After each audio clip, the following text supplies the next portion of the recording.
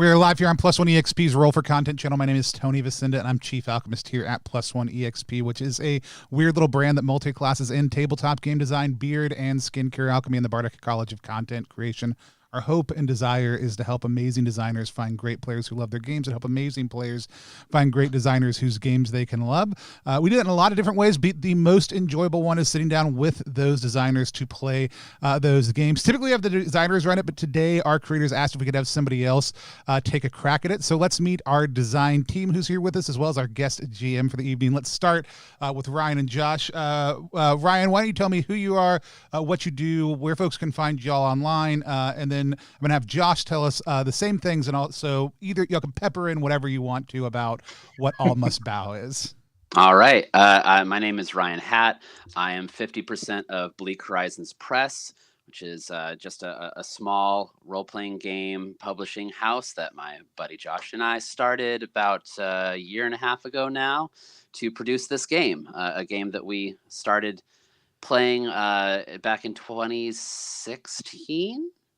Sure. 2016-ish. And I'm an artist, a writer, a musician. I have nothing outside of old Facebook for myself personally, but if you would like to find us on Twitter, then it is at @Bleak_Press. Awesome.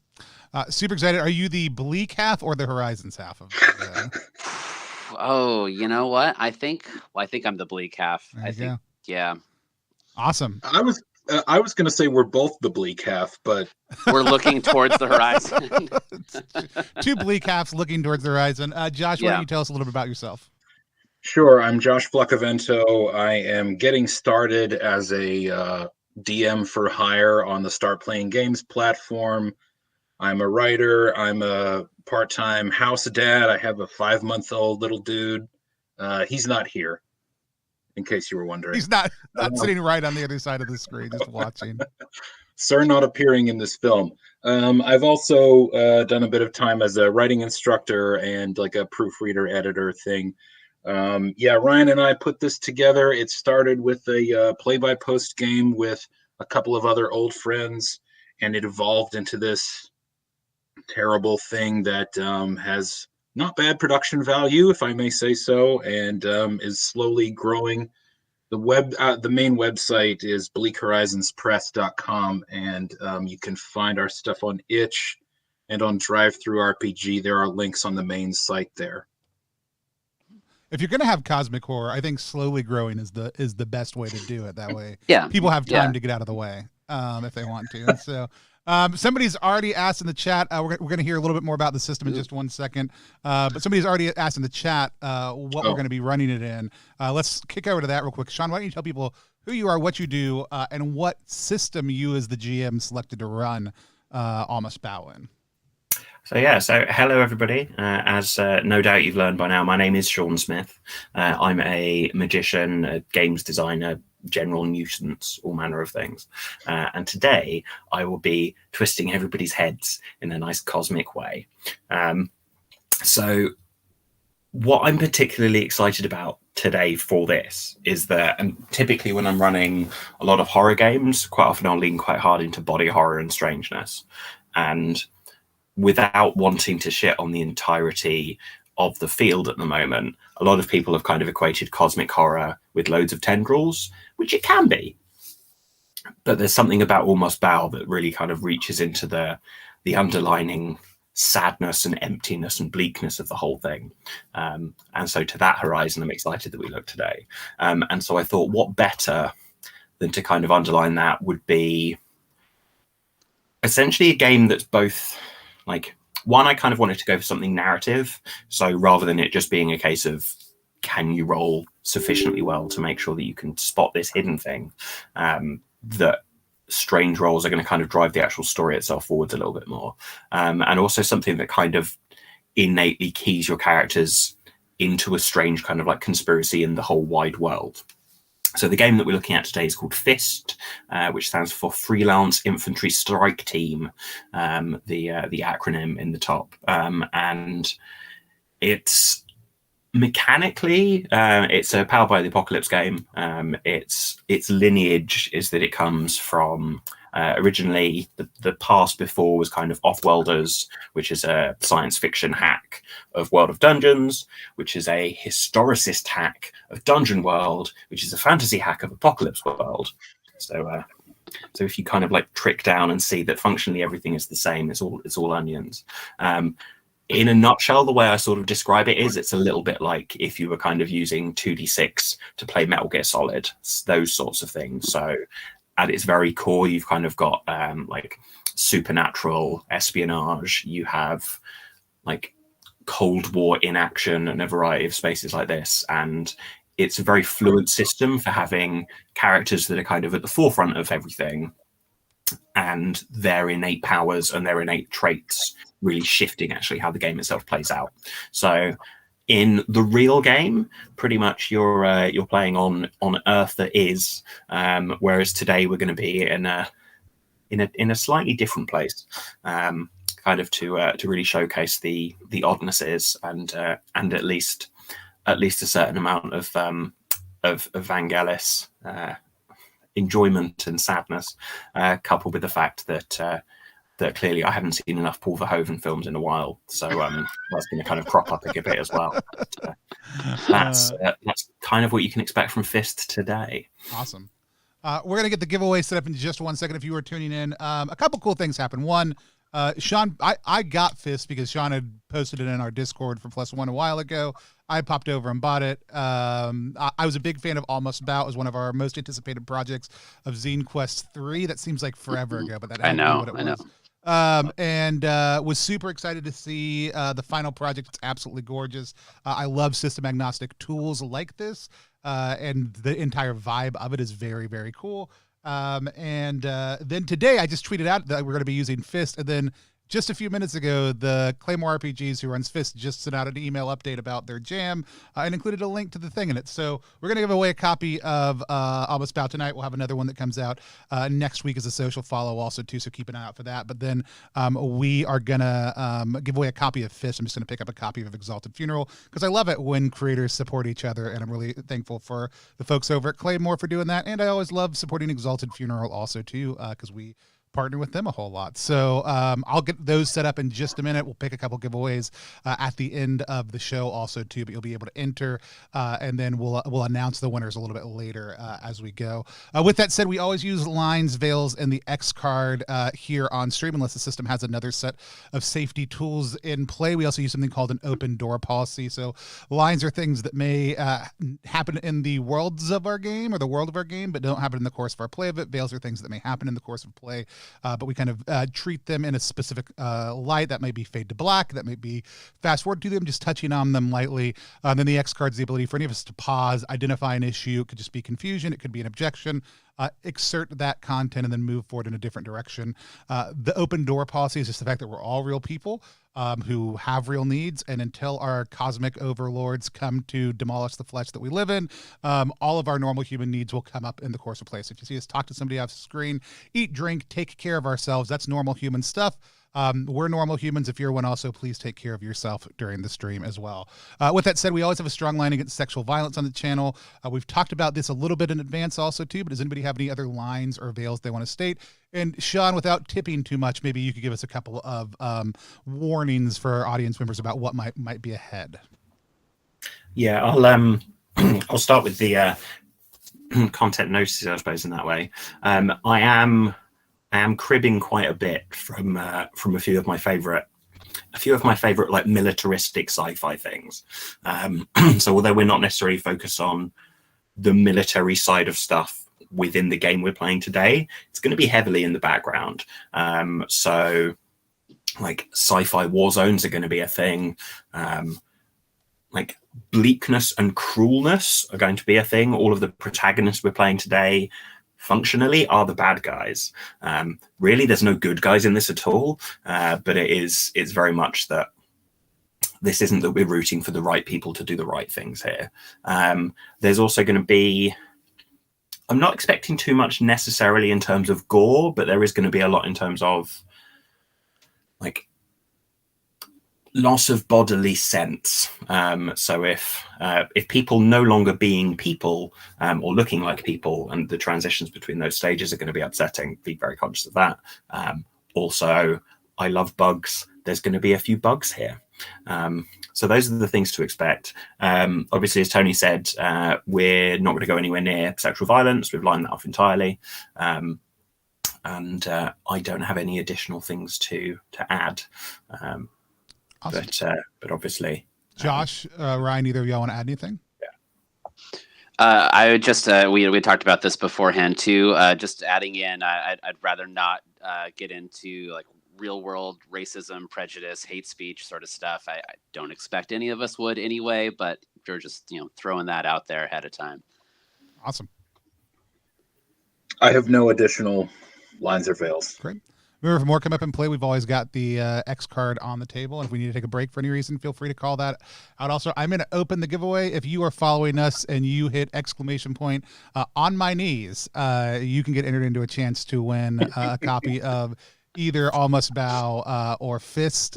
I mean, the only other option was Fist Me. Those were the two choices. And I figured we're not here for Fist, even though we really appreciate the fact that we're playing it. We're here for All Must Bow. So exclamation point on my knees if you want to get entered into a chance to win a copy of that. You have to be on Twitch. You do have to be following the channel as well. With that said, I'm going to hand things over to Sean to take us into the game. So the thing that really I find strangest about so much cosmic horror, the idea that the entirety of the universe is just this greatly yawning mass of nothing, and that we ourselves are, hell, not even ants themselves are far too complex, both socially and biologically. We're just tiny things that really don't matter in the grand scheme of things. So much cosmic horror still focuses on the Earth that we have, the Earth that we all live on. That's not there anymore. That died maybe about 18 years ago. The planet itself still exists, and at least a certain amount of the actual life there continues to go. The noise you hear in the background there is the sound of it going. Definitely not the motorcycle. And for the most part, within that, humanity essentially was wiped out quite quickly through it. Now, all of our protagonists today aren't innately fans of each other, but certainly are kind of like pulled along by the same strange plugging insistence, and find themselves on a small, mostly cold rock, which does have itself at least a certain amount of solid, breathable atmosphere. Not solid, but reasonable atmosphere.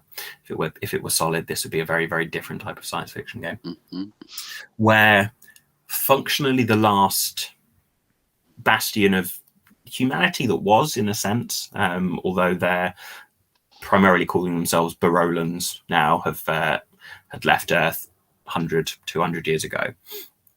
And all of them there have kind of been pulled by the whims and the irritation of a greater ancient behind their own interests, behind their own powers. And those are the people that we're going to meet today, and at least that we're going to be following. Let's to start with here, who in and of ourselves we're going to be today, and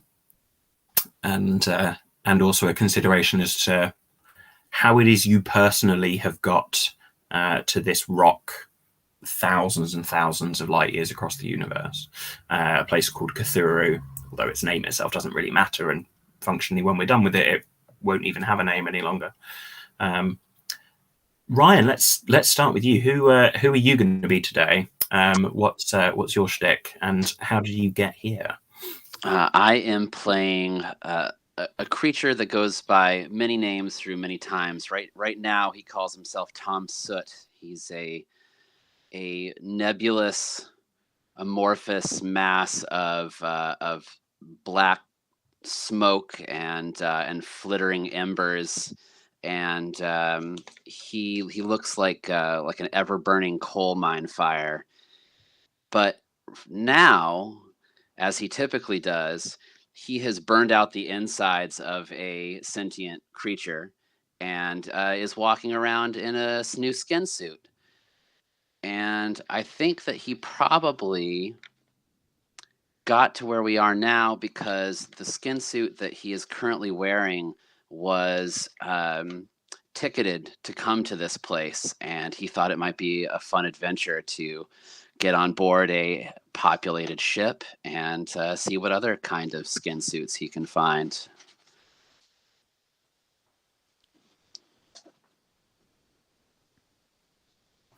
Excellent stuff. Ryan, how about not Ryan? Sorry, thank you, Ryan. Josh, how about yourself? I'm already conflating the two of you.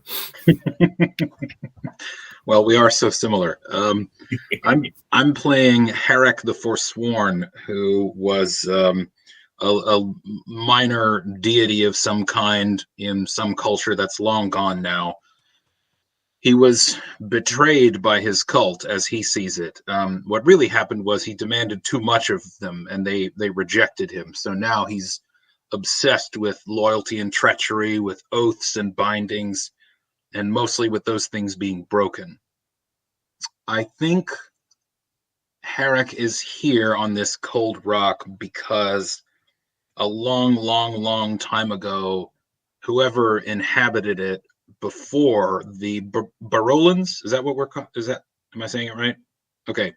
Whoever was here before the Barolans worshipped either him or one of his other guises or names. He's also been known as different things throughout time and space, but I think there's like some tiny disused shrine to him somewhere on this rock, and that allowed him to like manifest here. And as for why he's here, he's probably just chasing whatever scraps of like belief he can consume for nourishment. One of the obviously one of the key things I think that mechanistically about Herrick is well, you are weak to something in the sense that so this is a trait that the game calls Achilles after he of the rage and awkward heel, where there is a substance within the universe that you are especially weak to, that is anathema to yourself, and probably one of the things that's strangely unsettling about the point where you've actually reformed here is that at least some of it, and it's something that's essentially like it most recently had been called like refactored gold. It is naturally occurring throughout the world, throughout the universes. It's initially its main component is gold, but then an additional process sort of like focuses through and almost like extends it down at almost like at a molecular level. It's quite often used in wiring, the place where you see it most often, and it's definitely in Tom Soot's now pretty much entirely empty ship that's turned up here, with the exception of our person there. There's at least a certain chunk of it there. Some of it on the planet itself too, which is probably not the most comfortable thing to know. But at least that's how the two of you would definitely have come across each other upon coming here, and each realizing that although yourselves are vastly different, there's a thing behind you both that's pinning you together in a strange uneasiness. Tony, who are you today? It's interesting, though my name has been pronounced many ways across the time. I only have one name. It seems that wherever I go, it's easier for people to identify what they should call me, even though it may sound different in their local language. Here on this planet, they call me Quill Eros, being the writer and chronicler of Desire. I think we only get a sense of Quill as an overly attractive individual, but with wild hair and a wild look about their eyes that's deeply inquisitive. Also, the beauty is cold and unnerving, as if they were, if Quill sits too stilly for too long, the sense that Quill is a statue quickly overtakes the individual near them. Not in the sense that they forget that he's living, but just in a way that immediately unnerves, I think, the individuals around them. He's often seen just making notes to himself, writing and asking people for their stories. He's just a student of life, just someone who wanders from planet to planet. And the fact that after I leave those planets, individuals rise up and destroy their entire society as they pursue their own desires has nothing to do with me. I've come and gone and I'm on my way. So I hitched a ride here. I asked if I could join someone. And they took me with them. It was as simple as that. I don't know how else anybody gets around besides that. Excellent stuff. The place wherein you all are, and certainly at the point where the new ship itself has come in, which in and of itself has sort of like attracted Harrick and at least a few of the other people and a few of the other Barolans who are here will have spoken of this, will have at least recognized that a boat was actually coming in from elsewhere, and that itself wasn't particularly expected, but also at least had sort of been hoped for and like in its own way sort of prayed for. Though of course those amongst yourselves here know that the specific entities that the Barolans were praying to pretty much were just a figment of the stories which they'd been told when they were small. Although there are definitely, in as much as yourselves follow ancients of grit and ire and displeasure, there are pure forces of positive energy throughout the universe in various places.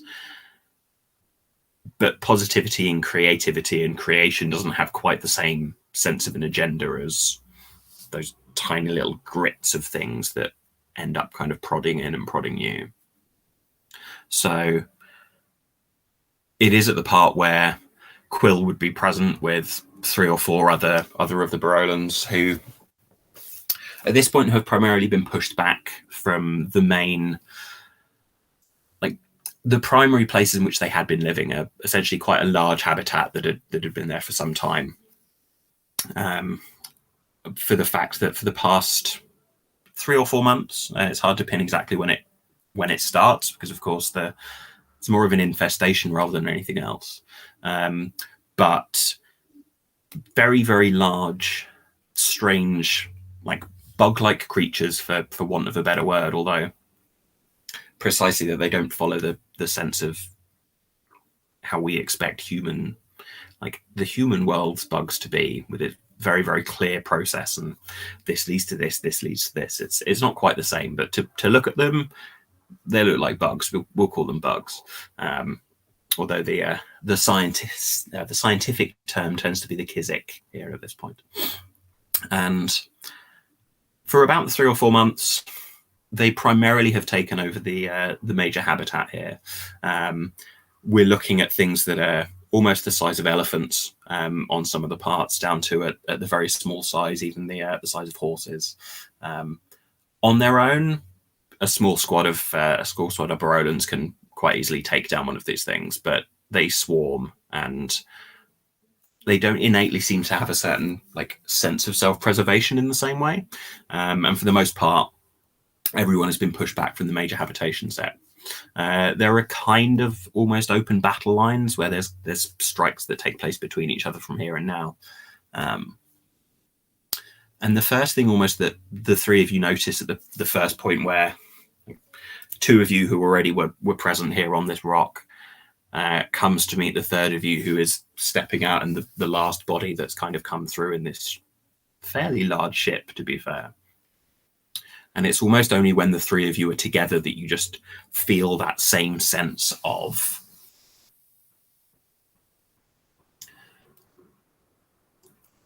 No, I will use the word conduit. Just this reality of where you can just directly feel that you are linking in with the entity that primarily is like fueling you.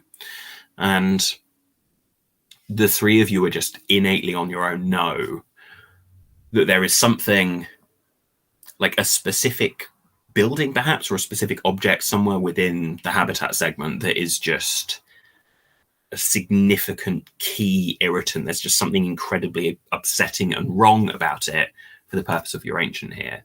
And you all know that just at the point at which you look at each other. So if this were a film and we were to sort of like be like flipping up towards into each other's heads, I'm keen to hear what that like feels like and looks like before you've even actually had conversations with each other. Let's start with Quill, I suppose the most wordsmithy here. What do we see? Quill says, "I don't like sand." No, I'm just kidding. You want to know what it? Ask me the question one more time. So yeah, so there is like at the point that the three of you get together, you all just have this like very solid realization and direct communication with your ancient. That there is a specific object somewhere in the main habitation space that is wrong and it needs to be eliminated. But what does that look like personally for Quill? So Quill's the only time that Quill has ever been uncertain is when Quill thinks their own thoughts. As long as they're doing what their ancient desires from them, there's never a lack of certainty. It's an impulse and a compulsion to do what they do, and so it's oftentimes just entering into the flow. But I think in this circumstance, we watch as Quill kind of taking in the two in front of him and finishing up a conversation with these Barolans. We see their hand kind of awkwardly twitch and for a second bend at an angle that seems would be unnatural, and quickly scrawl out a message on this odd scroll that they seem to be carrying with them, that tells them that this must be removed. Amazing. What about Tom Soot? What do we see from inside the double in of a sentience within an empty body? Tom's never really come across anybody that knows about his master. In fact, he himself doesn't really know much about them. He sort of knows that what he does inherently works for them, and just is happy to go about his business. So to have this spark of knowledge hit, this realization that others might be here for the same reason, or might have more information that he's never garnered before. I think he's trying his best to fit in as just a weary traveler coming off the ship. And then he sort of slowly looks over and the eyes go wide. And for a second, whatever color the eyes are just shape into black with little bits of red. And it's like, if you look really closely, maybe just a wisp of smoke sort of like comes off of this body before it pulls itself back together, and then just a grin and a sort of a keen interest comes across his face. Beautiful. What do we see from Harrick's point of view? So Harrick has worn the same more or less nondescript human form for centuries, or humanoid at least. He's not like a very capable shapeshifter, so he's not continually morphing to like fit in, but he has a body and a face that's close enough to most humanoids that they just sort of write it off. But the thing that happens when he has this moment of realization is that body briefly flickers like an interrupted transmission. There's like a moment of static, and what he feels is this painful vibration, but he also has a way of very quickly looking at both of them in a very like quick assessment, and then looking away so they don't see him looking at them. There's an immediate like flicker of paranoia across the face. He is he knew this moment would come, and he's not too pleased to be here. So there's a very jittery energy about him at this point that occasionally becomes kind of literal and looks like static. Glorious. The group that are with Quill at this point of seeing both the arrival of what they're functionally prayed for to be additional supplies. One, this boat is far bigger than it would be a sort of just a restocking sort of vessel, and also the fact that the only person that comes out of it doesn't seem to be additional military support, and it's one person rather than a small troop or something else. The leader of this small pack, their name is Nord. They look tall, but actually they're not necessarily very, very tall themselves. It's more that just the way in which they're sort of holding themselves pretty much at any given point. And it's a very small gun, but it's held definitely in with such a lot of sort of precision as if it would be a much, much larger weapon. And frankly, it's a very powerful one still. And so Nord kind of gives this impression of not only the fact that they are in charge of this small skirmishing unit, but that they are considerably bigger than what it is that's going on. And they turn to Quill. I mean, it's all lost. Surely it's all lost if we can't. We need more men. Do you? Yeah. What do you all do? Do you need more men? Are you telling me that your strength, your guile, your desire to live isn't strong enough? Of course it's strong enough. We've not lost as many people as we have done without thinking that of course we all want to stay here. It's not like the Kuzik. It's not like those bugs that don't seem to care if they live or die. Hell, they don't even seem to eat things when they've destroyed them. The desire is here. It's not just the skill I need manpower. Why do you want to kill them? Just because they've killed you? So not the correct way. We have come to this place. We've established our own stake on this world. And yet these bugs come up out of the ground and they try and take it back from us. No, we must wipe them out. You should leave. You'll all die here. Where would we go? What on earth would we do for that? Herrick looks baffled. Could you, Josh, could you give me a roll with... And so again, here's another... Here we step out from behind the curtain for a moment.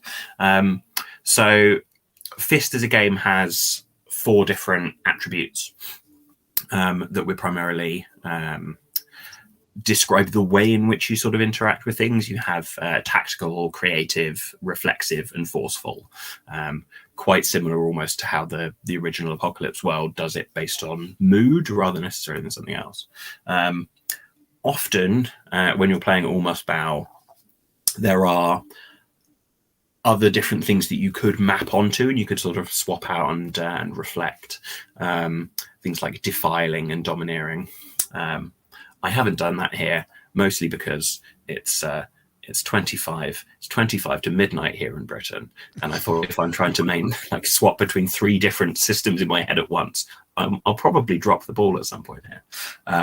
But nonetheless, if you're not playing on stream and you are playing Almost Bow at home, I definitely recommend that, because the swapping in the words of them here would be quite good. If I had swapped, this would be a sort of domineering role here. Where I haven't, this would be forceful. Forceful.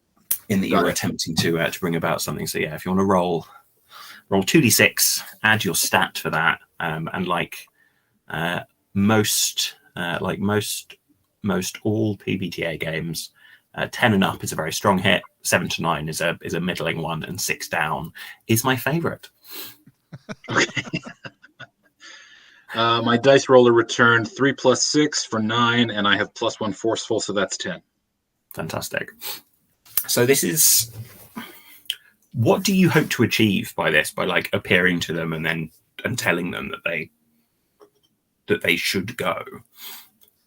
I mean, it was sort of just an idle thing for him, but I think maybe he's trying to provoke them into taking some sort of rash action. I don't think he actually intends for them to do what he's saying. Most things with Herrick are a sort of double blind or a sort of inversion. So I think he is probably trying to provoke them into revealing something, or into maybe like going into a kind of frenzy, you know? The idea of like, you're doomed being a prod to be like, no, we're not. We're going to go do the thing. Yeah, the actual, like, you don't want him to respond by saying yes, but very much there's like, this works because I'm kind of like setting the cat among the pigeons in just the right way. Yeah. And like Nord's response, as they sort of like, they stare at you in a way that almost for a moment feels like they're actually looking at the reality of the sort of person that you are, until you realize that it's probably just a trick. The whole, like, if you stare at somebody like right in between the eyebrows, it looks as if you're sort of like boring into them, but there's no way you could even look at them in the eye, and you're not gonna drop your sort of your stance if you're doing things that way around. And it's perfect little military trick here, I suppose. And they stare at you and like, it's foolish for even suggesting that, but I suppose even if we don't actually use the materials to get back off of this earth, we can push forward. We can take back one of the wings, and the segment where the actual warehouse of all the materials themselves are that we could have used to fuel a rocket here. We can use that. We'll make that into a bomb. We'll destroy the Kiziks for once, for forever. You'll see. We don't need to leave this place. We'll use the stuff we need to leave this place to stay here. Whatever you say, dead man. I think it sounds glorious. What's Tom Soot doing at this point here when he stepped off of this vessel? Are we all being addressed as a whole group by Nord? Not entirely, but sort of. There are, including yourselves here as 3. There's 7 people total. One of them is Nord, and then there are 3 other sort of like grunts who look like somebody had pretty much taken the way in which Nord looks and taken one slider somewhere on a thing and just like swapped it to the opposite direction. So you've got somebody who's just as short but is like gracefully fat. You've got somebody who looks looks tiny but actually is remarkably tall. All of these sorts of things. I think I've just been sort of hanging around close to them, but maybe not stepping up to the conversation until this point. And I think I'll just look Nord in the eyes and just say, seems like there's a lot of burning passion inside of you. It's not passion. This is vigor. This is decision. This is pride for Barolan soil. Is it Barolan soil if these things were here first? They are small. They're insignificant. They've spent the last several hundred years just burrowed in the ground.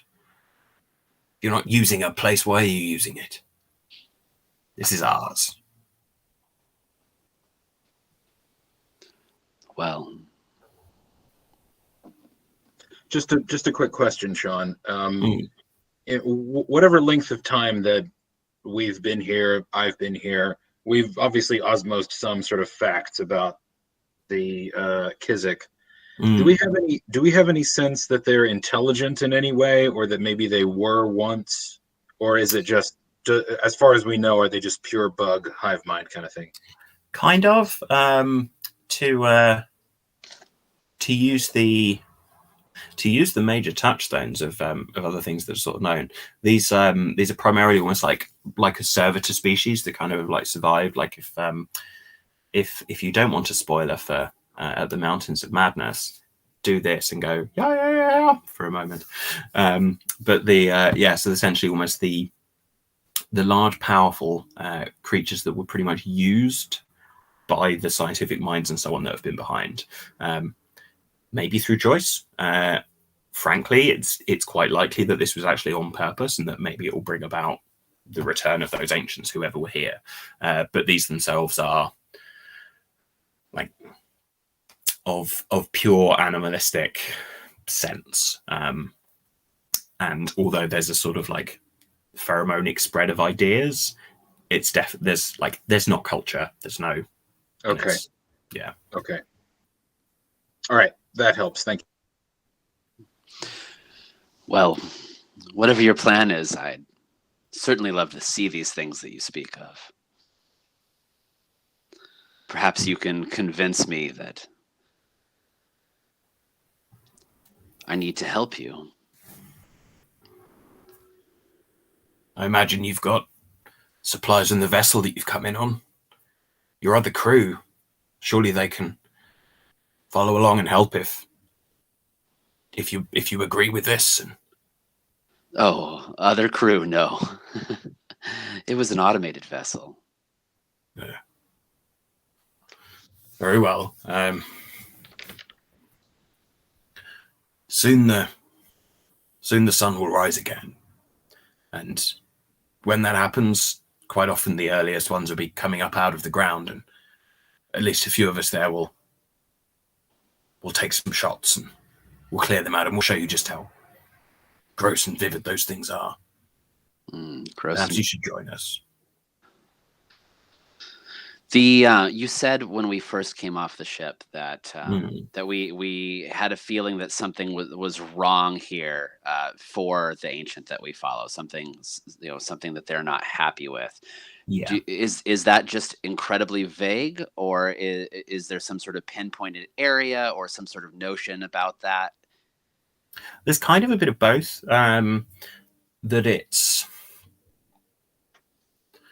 it's almost like the pressure of trying to focus on it is so like loud and awkward and confusing. It's probably you felt these things before. It's quite normal for when there's no, don't like it, go and fix that.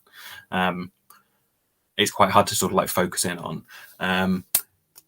And just how much you're kind of like able to keep on top of it here at this point, I think will probably best call for a roll. Okay. In this case, it's likely to be probably tactical, because again, it's specifically thinking about the options and the choices here at this point here. Okay. Ooh, no.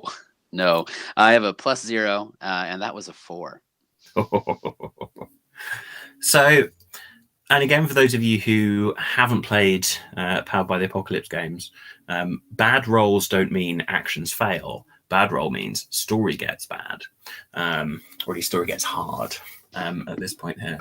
And focusing on it, you sort of are conscious both of a few things. There's it is something within a specific building. And almost an ability to kind of like see it directly is quite difficult, quite awkward. It sort of looks a little bit like a mix between like a bomb shelter or like a power station or something similar, that's quite centrally focused within the habitation zone. And seeing and feeling that and knowing that there's a thing there and inside. You can also see on the outside of it that there's like the sort of symbology that like represents like laboratory work or something else. But it is at that point where it was like pausing and thinking off to the part of exactly what it is that's causing this distress. It's a thing rather than any of the people here. You're probably also the first to notice the ground itself directly under where you are, like significantly starting to shake and almost like tilt and buckle. And I think that's the perfect point for a brief 5-minute break. Awesome. We're going to take a 5-minute break. We are playing All Must Bow using Fist as our system to operate the system agnostic cosmic horror game. If you want to check out the game, go to ttrpg.link/BOWGame. It'll take you right over to the itch page for All Must Bow to check it out. We're going to take a 5-minute break, and we will be right back in just one moment.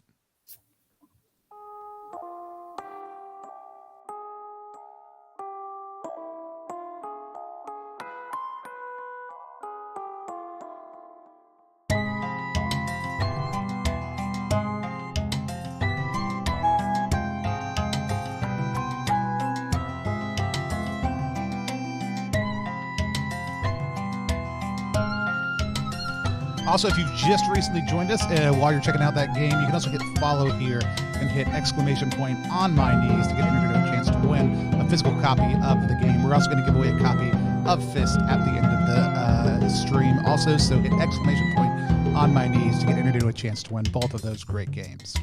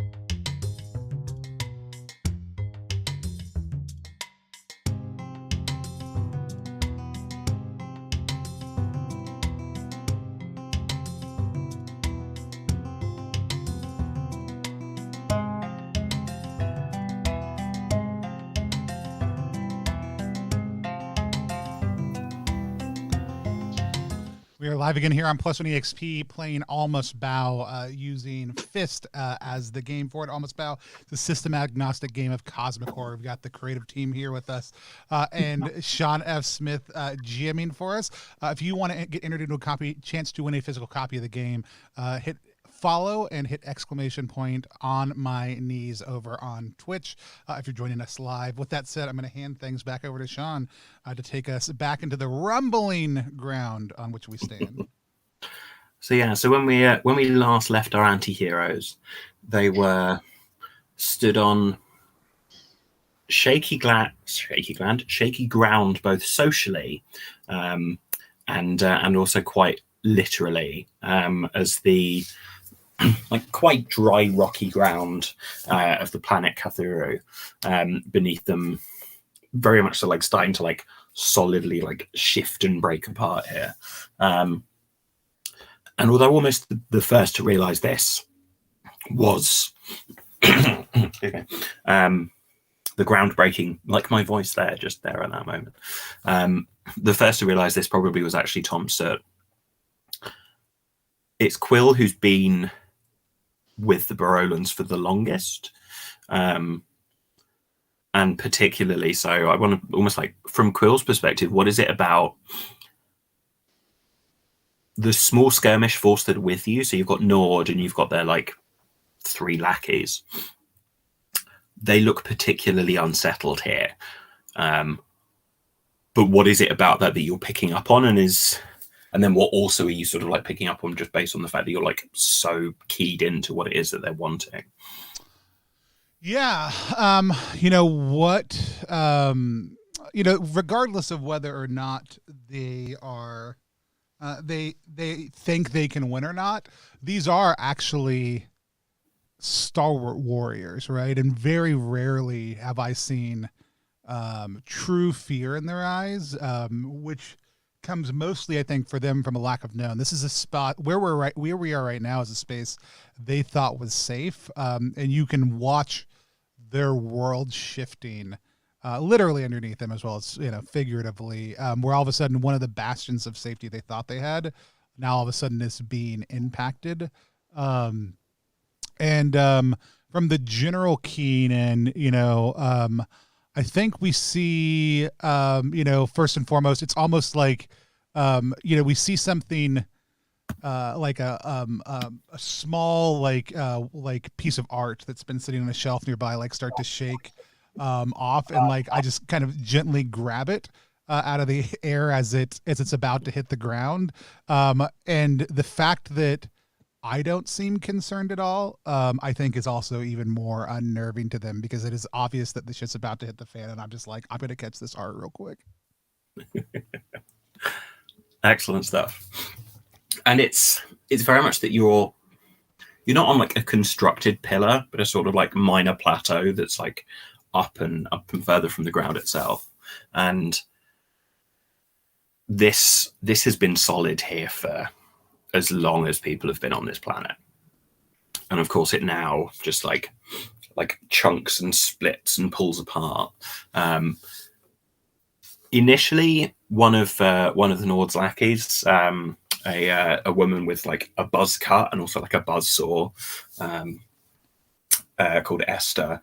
She sort of like stood almost like on both sides of this thing, just like balanced out between the two, until then a large almost like proboscis tendril thing just kind of like whips up and just like grabs up around her center and like starts dragging her down into the middle of this thing, as like about 5 or 6 of the Kizik like surge out of the ground here at the center point between it. They're sort of the size of horses, but if horses kind of like had almost like 8 legs or something, and seemed, rather than actually being like a strange like cylinder here, was sort of like weird and flat.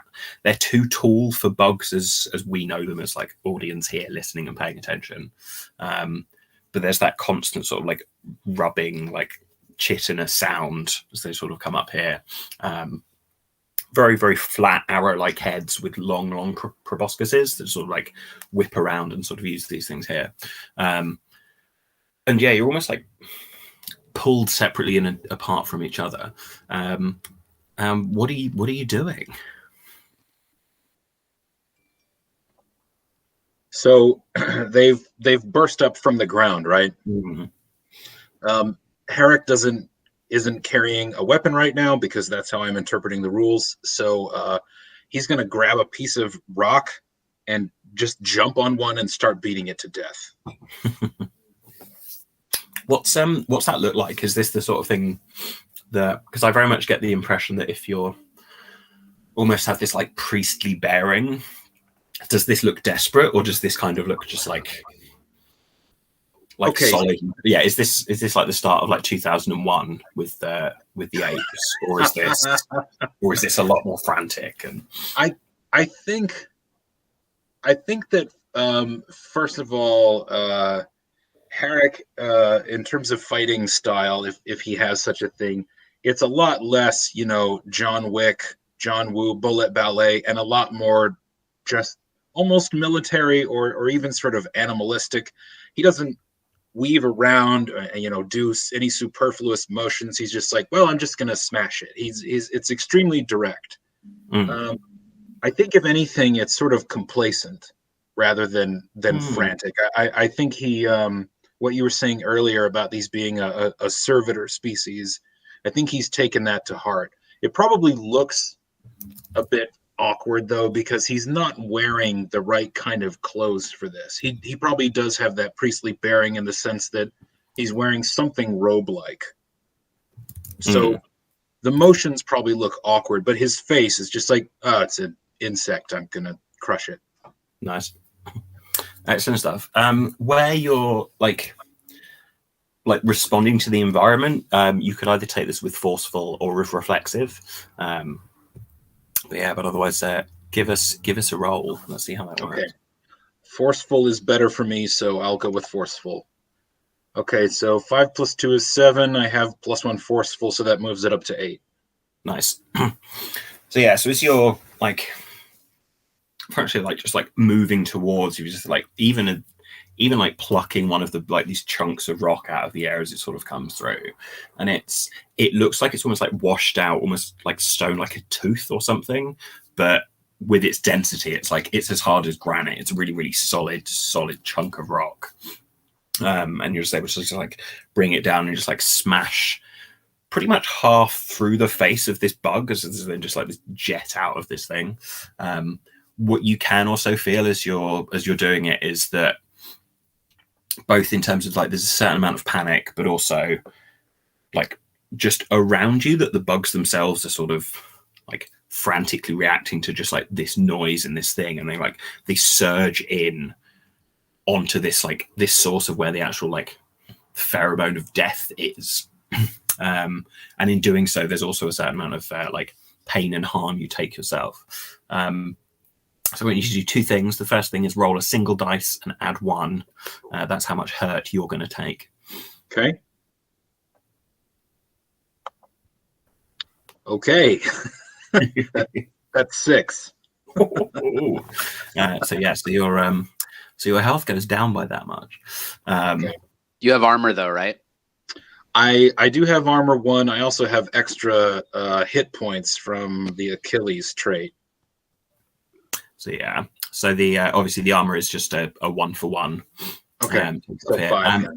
And then if you also want to roll another d6 for essentially how much you're hurting this all of these bugs. You have smashed the head off one of these, but from a maths perspective, I'm running one monster as lots of little ones.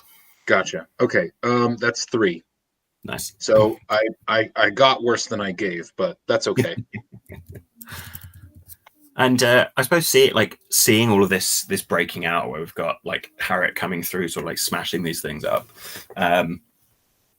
Esther's just been almost thrown aside down into the the segment where the actual ground itself has opened up.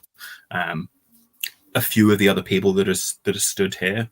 There's a guy called Sudan, and he's torn between kind of spending his attention downwards to try and actually see whether or not Esther's still alive and fine, whilst trying to shoot his little bullpup at the bugs that are coming through.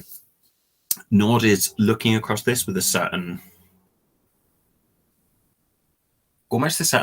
abject shock at the fact that it's actually happening here. And although they're still sort of responding, like whenever anything comes up close, just kind of like putting the gun into position and then just like firing just a few shots to sort of like bring this thing down. Really, this should be the point where they're leading. Let's go over to Tom. What's Tom doing as all this? I've circled around behind the soldiers at this point. Very fascinated by what Herrick is doing to the mind of this creature, the brains and the innards. But I'm trying to keep an eye on the rest of the soldiers to try to watch for a moment where I might take advantage of them, I suppose. If one of them is on the edge of one of these holes, maybe we'll both fall in and only one of us will crawl out, or perhaps a moment where one of these bugs gets a little too close, and this flesh suit that I'm wearing can convincingly die to my benefit.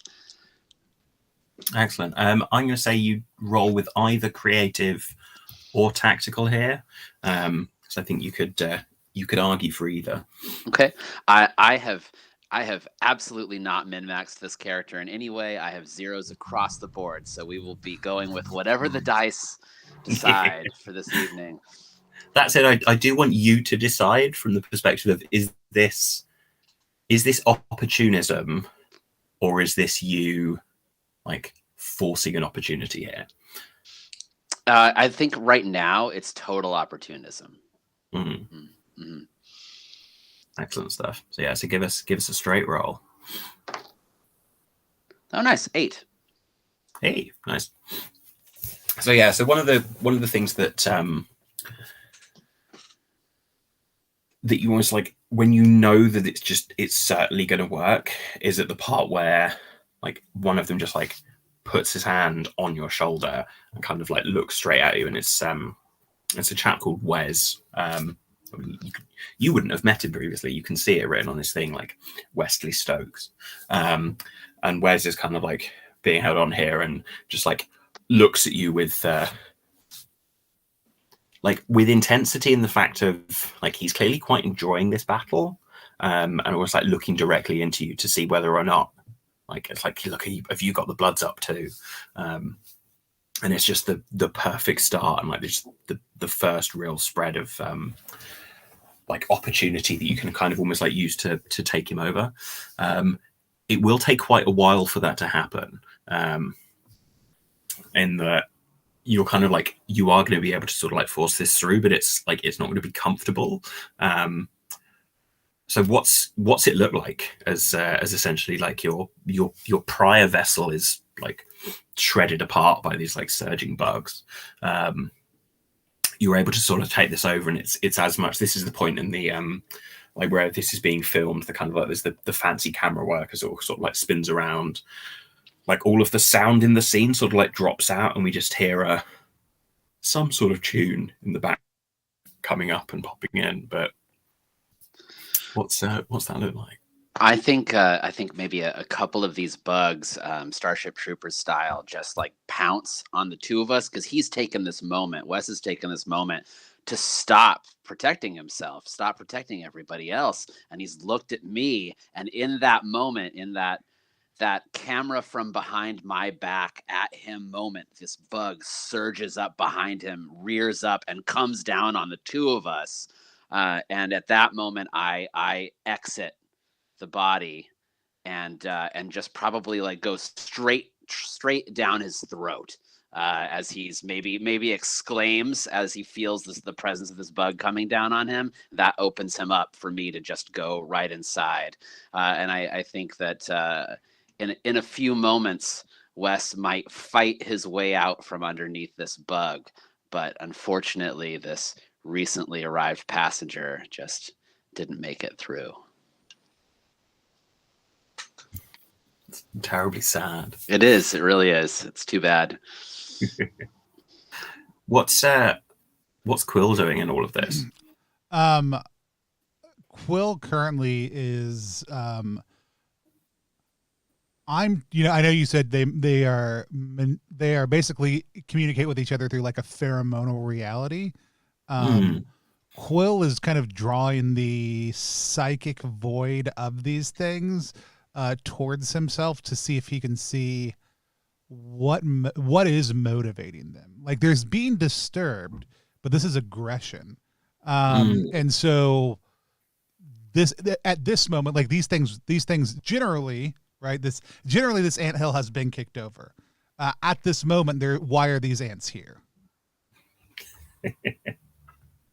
Excellent stuff. Yeah. Will you give me a roll with, again, I say either tactical or creative on this one? It's creative because I did min-max my character. That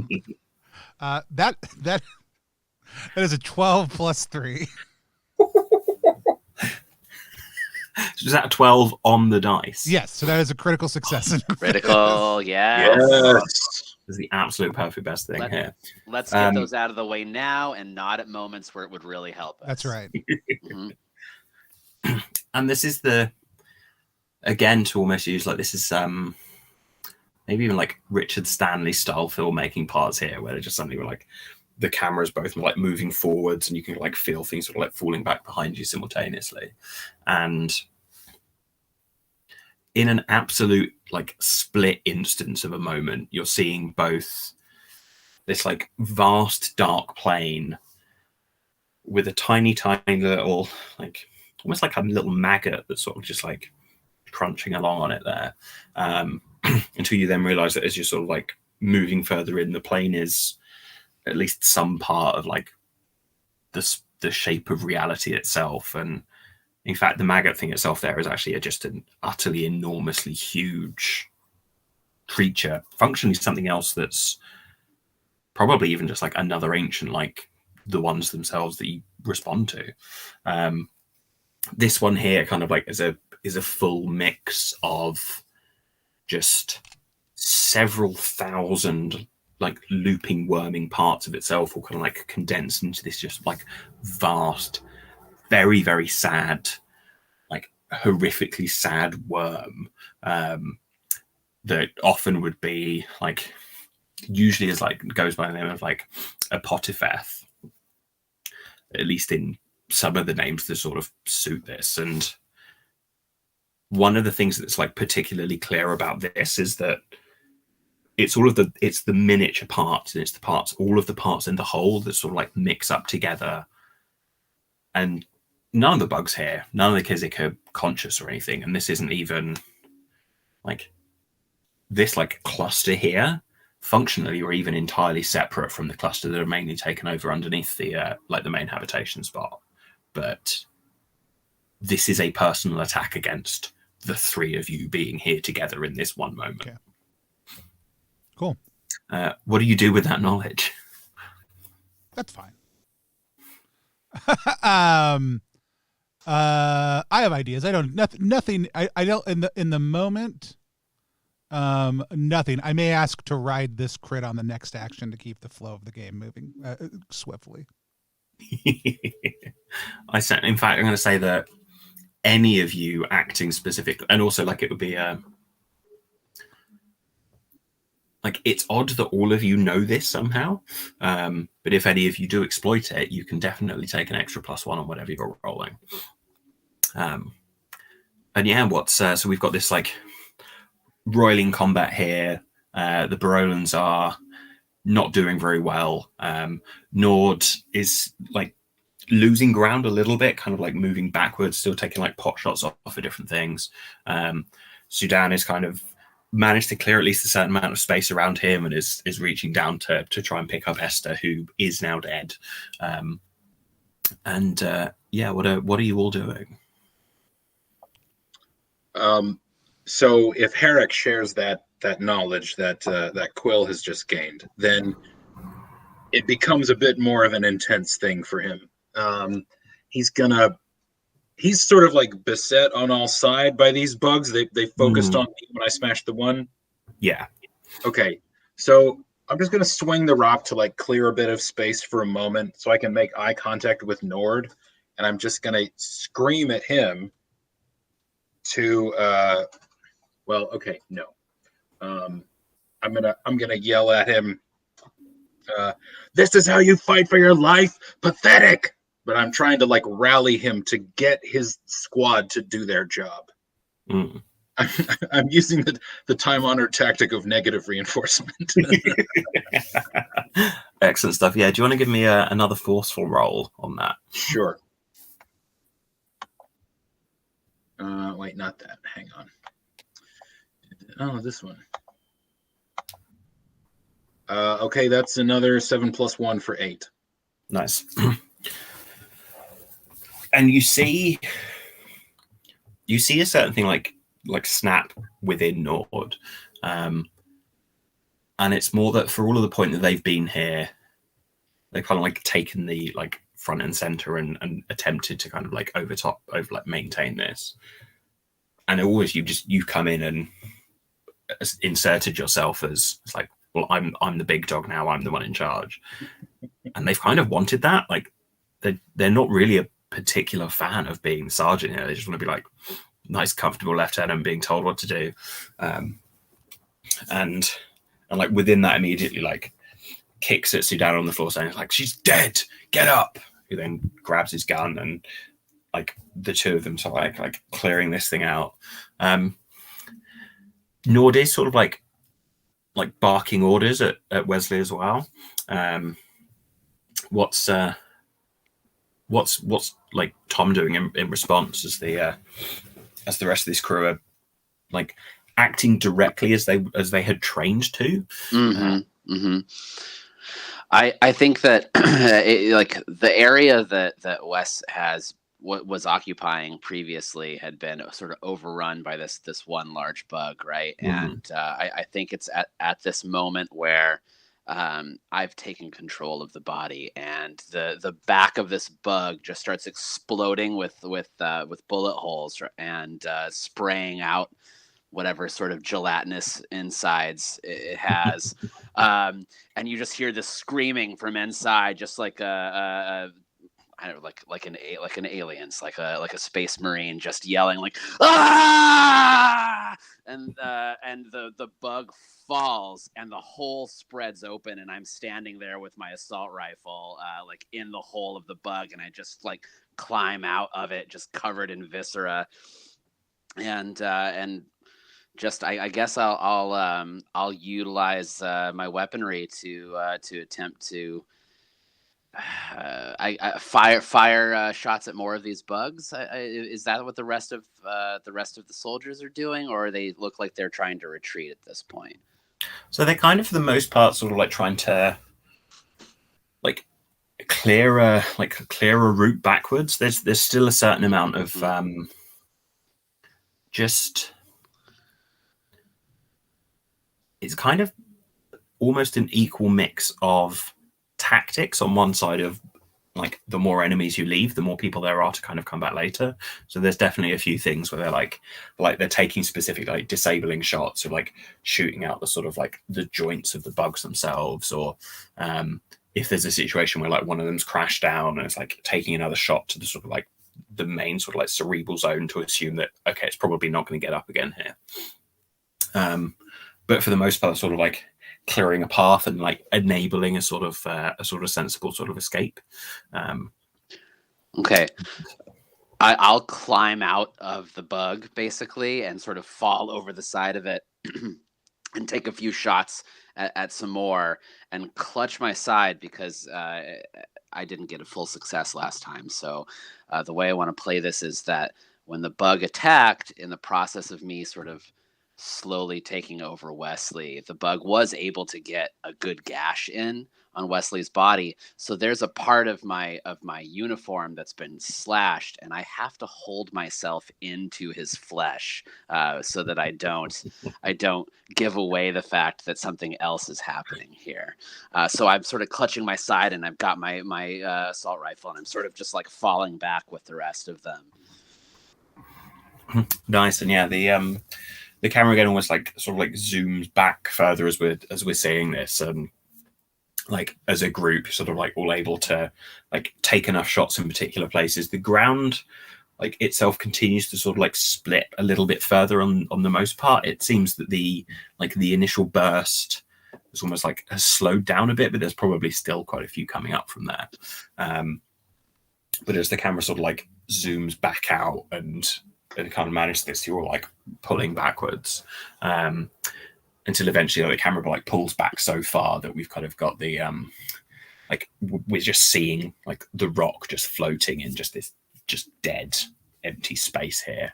But almost like where there's a few sort of like stars in the background, almost like smeared across sort of like galaxy spreads or sort of thing like this that look almost just a little bit like music notes on a score or something like this. And then like the further that you're kind of going back, the more that you can kind of like spot this. And there's a moment where just the whole like palette swaps over, and we've just got this like extreme close up of Wes's eye, which is kind of like swapping between what it should look like and then the kind of like weird floating smokiness beneath. And we're now in a mess room, like in a mess hall.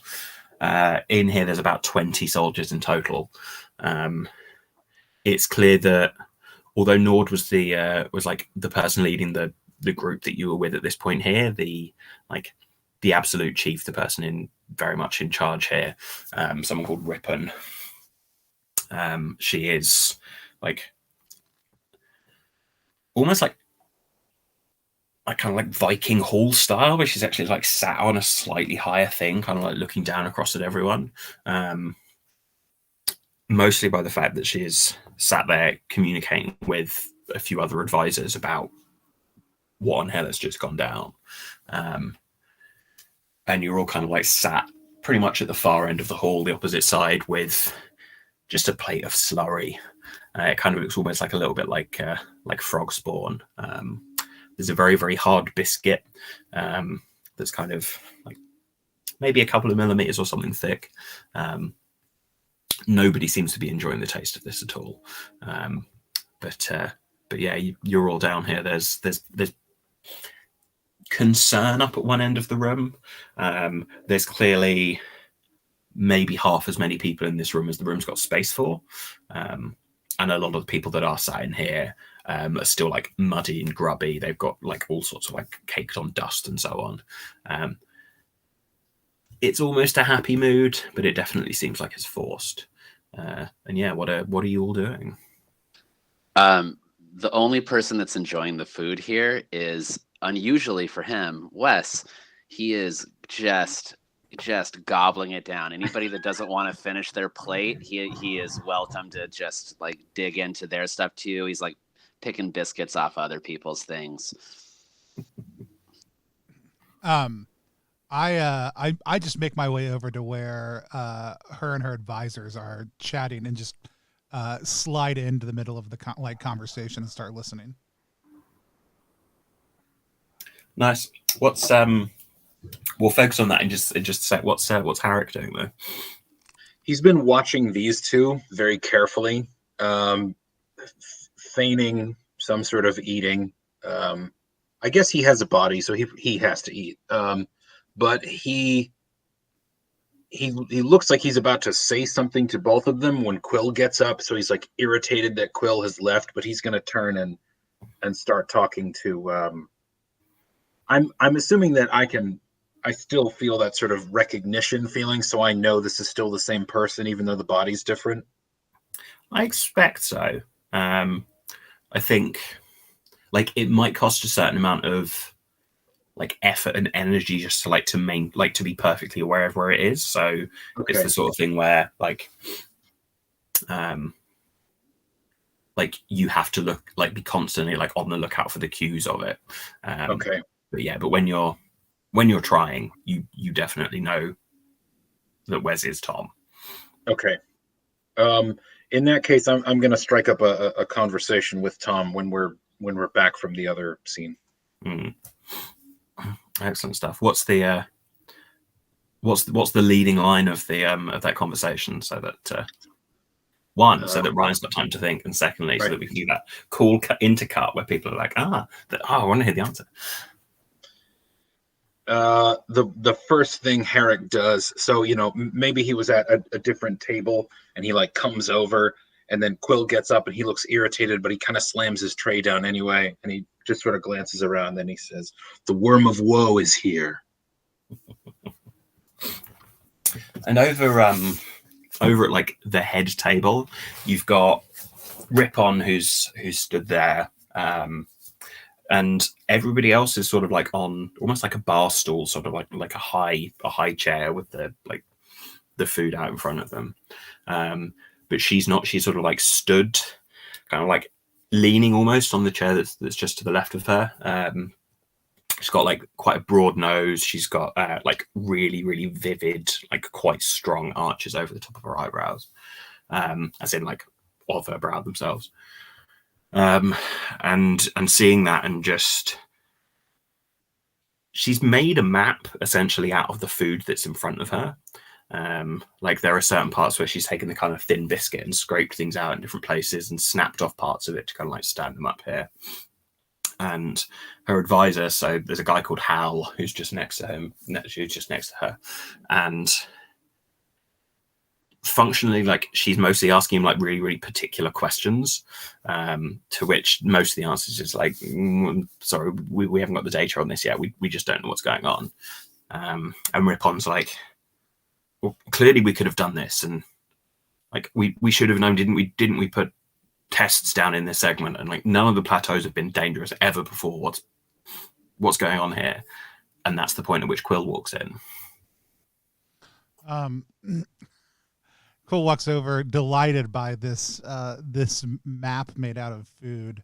I think his way of insinuating to himself in the conversation is actually like shoring up a few points and adding a few details like to the map, like crumbling up his biscuit and like dropping them in a few key places that provides a little bit more texture that represents the actual state of things outside, as if it was the most normal and natural thing in the world to be doing, before pointing at the laboratory and saying, "What's here?" And I mean, Quill's been with this group long enough, and especially considering his sense of, I want to say pointedness, and just that whole, it's like, what are your desires, etc.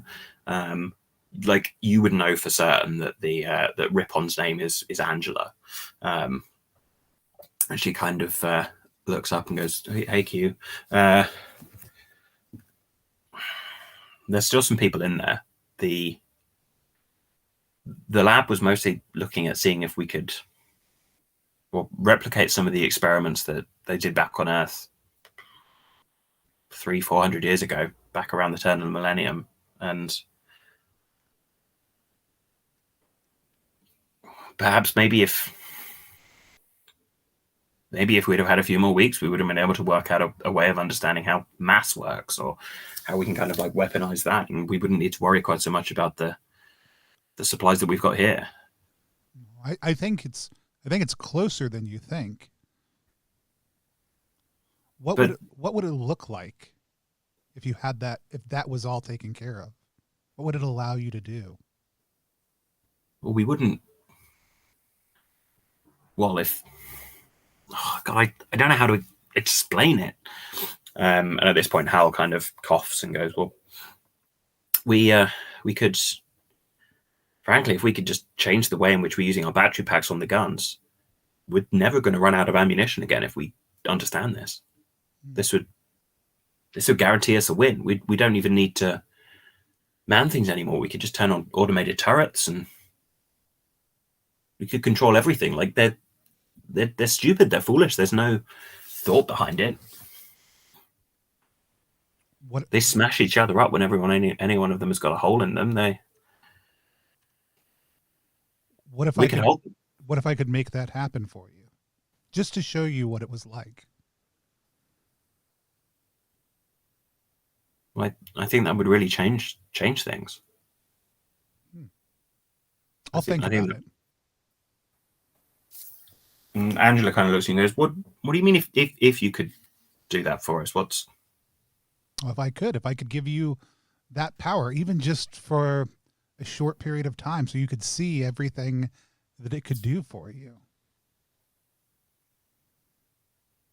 But we What need would to it be get like there. if you had a taste of that? God, maybe I could take back my home. It sounds nice. I mean, what if you couldn't just take it back? What if your home could flourish? What if your home was strong and unable to be assailed by anyone? And surely, if what it is that Hal's been saying is true, then we could probably even change the mass factors of the walls that we're using. We could make things indestructible. We could change our very bones. Imagine what We it can could make do it to so your that bodies. we would never get weak again.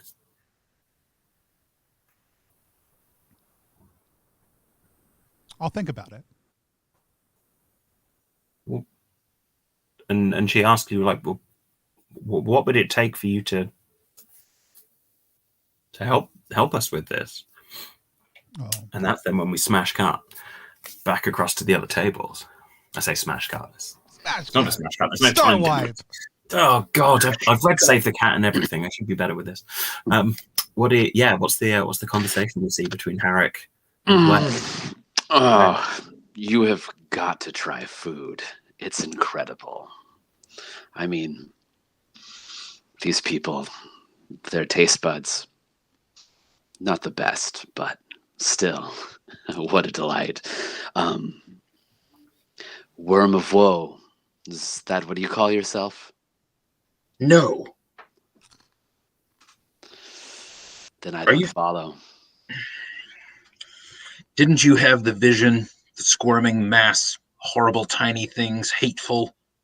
I'll stretch out. Yes, quite curious. That's what I'm talking about. That's the Worm of Woe. Tell me, have you spoken to her? Her? Them? Tell me what it's like. We don't speak to the worm. The worm is the enemy. No, not the worm. Sass. Oh, that's what you call it. We don't speak. It tells me things through pressure. Dead end then. Well, what do you plan to do about this mass of worms?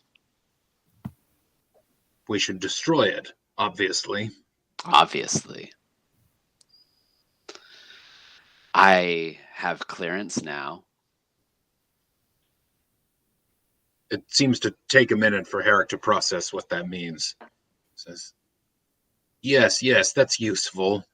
Good. What is this that you're... you jump from one to another? Is that your game? It's a good word for it. I do find it quite fun.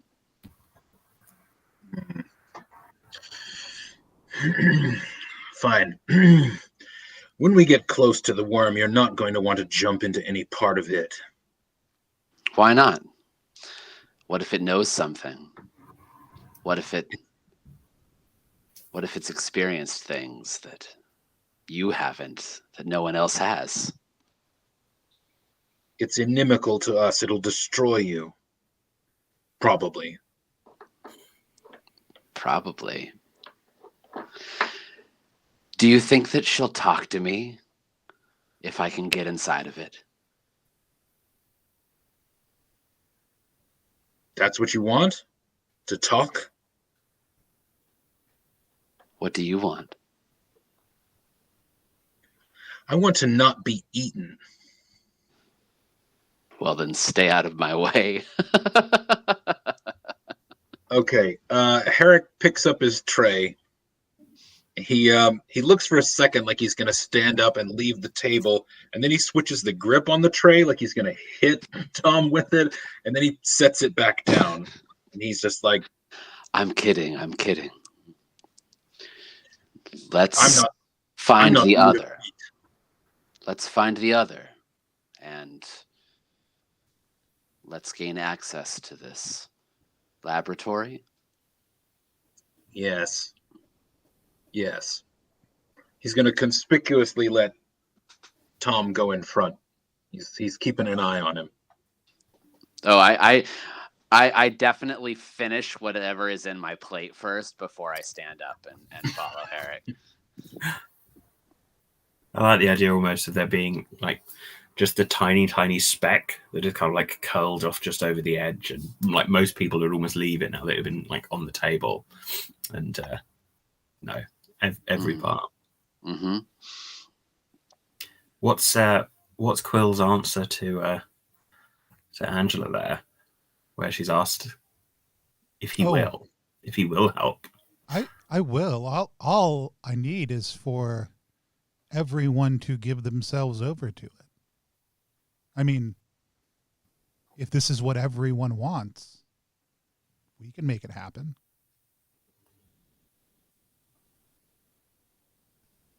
And she looks at Hal, and she looks back at you.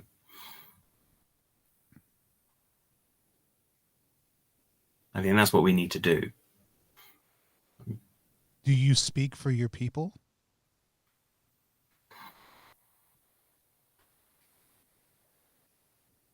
There was a time once where every single one of them pledged themselves to what it is that I now represent. I speak for these people. Excellent. Then speak. And so I'm going to use my ability for artist. So once per session, given time and safety, which it feels like we have both of right now. Yep. I may use my art supplies to craft something that will be real for the next hour of time. And so my art supplies are just my writing. So I think what we see happen was I say, as I invite her to tell me that all of a sudden, like unbidden, the words start to pour out of her mouth, and my quill just goes over the scroll. There's no actual writing happening.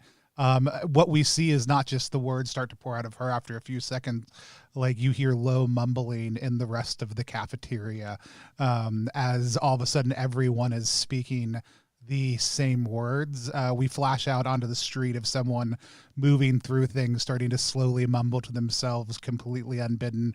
And we see kind of wispy strands of thought start to coalesce from all around the habitat area, flowing towards this space until bound on this scroll, however long narratively it takes later, all of a sudden it's as if that technology had already been fully implemented in all the ways that they describe and desire. I think actually we even see this mound of like slurry and potatoes and biscuit in front of us. We see the walls start to kind of rise up alongside it, kind of spectrally. We see turrets pop out made out of biscuit, and we see kind of all these different things take shape, and it kind of rises up. What they don't know, right, is whatever this reverse entropy unlocking of masses, it won't stop. Like this will continue to wind up. If we actually are able to, after the hour, get it unlocked. Glorious stuff. And I think that falls as another perfect time for us to take a brief break. I think as a wonderful thing. Excellent.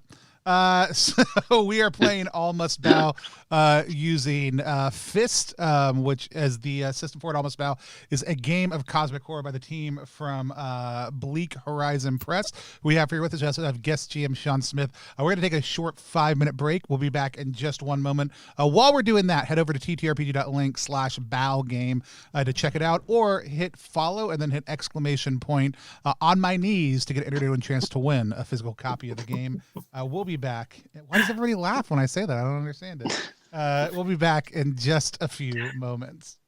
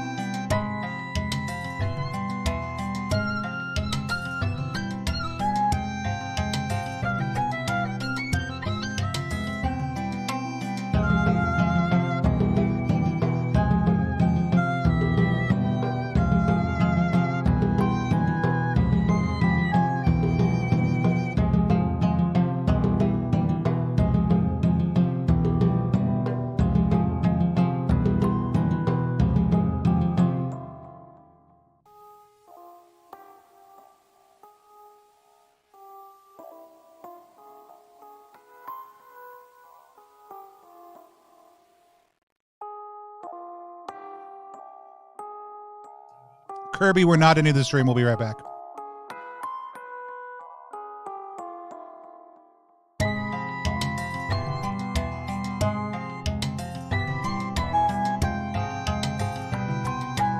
Bottle. It's fine now. And we are live again here on Plus One EXP. Each of us drinking our own hot sauce of preference. If you're just tuning in, we're playing Almost Bow. Kirby, I hope you're still there. Give me some love over on YouTube if you still are. So I know that you saw me, heard me say that we're still live, we're still going, and if not, I'll message you over on Discord. But we are playing Almost Bow. Which is a game of cosmic horror. I actually don't know that we covered, like, we're all servitors of these ancient things. It's very, very good. We're using Fist to play it, and Sean is pulling imagery from all the Ancient One concepts that we gave him before the stream that none of us know for the other ones, but we do know for ourselves and how our character perceives this ancient elder thing. With that said, I'm going to hand it back over to Sean to take us back into the game. Fantastic. So yeah, the last we saw our anti-heroes, we were in a mess hall that had functionally become an almost religious experience where every single person just through the words and the oration of like Commander Ripon, who may have been like slightly influenced by the actual wording of Quill Eros here at this point here. Every single person in this room just believing in the reality of what could be happen if this imagined science that is currently being done, or at least was currently being done before several months ago, the Kizix broke into the main habitation spot. But if that could be recovered from the laboratory, then just the sheer amount of overwhelming power that could be used. And everybody is believing that to the extent that it is exactly what it is that's here and what's true. So what initially seemed like quite a, not quite slapdash sort of like military outpost, but definitely something that's been put together fairly intensively and fairly quickly, now looks rigid and powerful and incredibly secure. There are automated turrets at various different points of the walls. There are even just entire segments where the ground itself has been like reinforced with the sort of like rigid overlay of initially it looks a bit like chicken wire until you kind of like get a bit too close to it and see that it's just like there's something a little bit more almost like semi-organic about this whole thing. It kind of seems both as sort of like mass of both like true objects themselves and also just light. And every single person around here at this point is like, well, we can take this back. We can do what we need to. We're going to follow primarily the main attack force.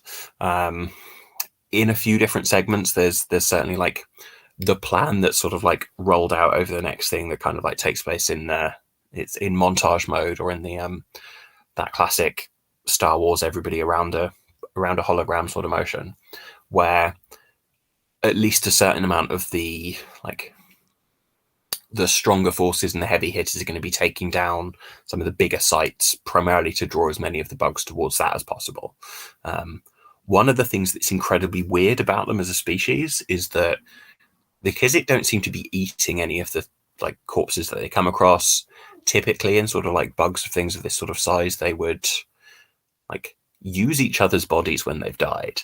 And although they're definitely like attracted towards the sort of like sound and like the pheromones of the destruction, there's no like weird eating opportunism here. And almost like it's the focus point of that I want to like see inside like Harrick's brain as he's sort of like watching these things not eat each other. What's that make him think? What do we see playing out on his face?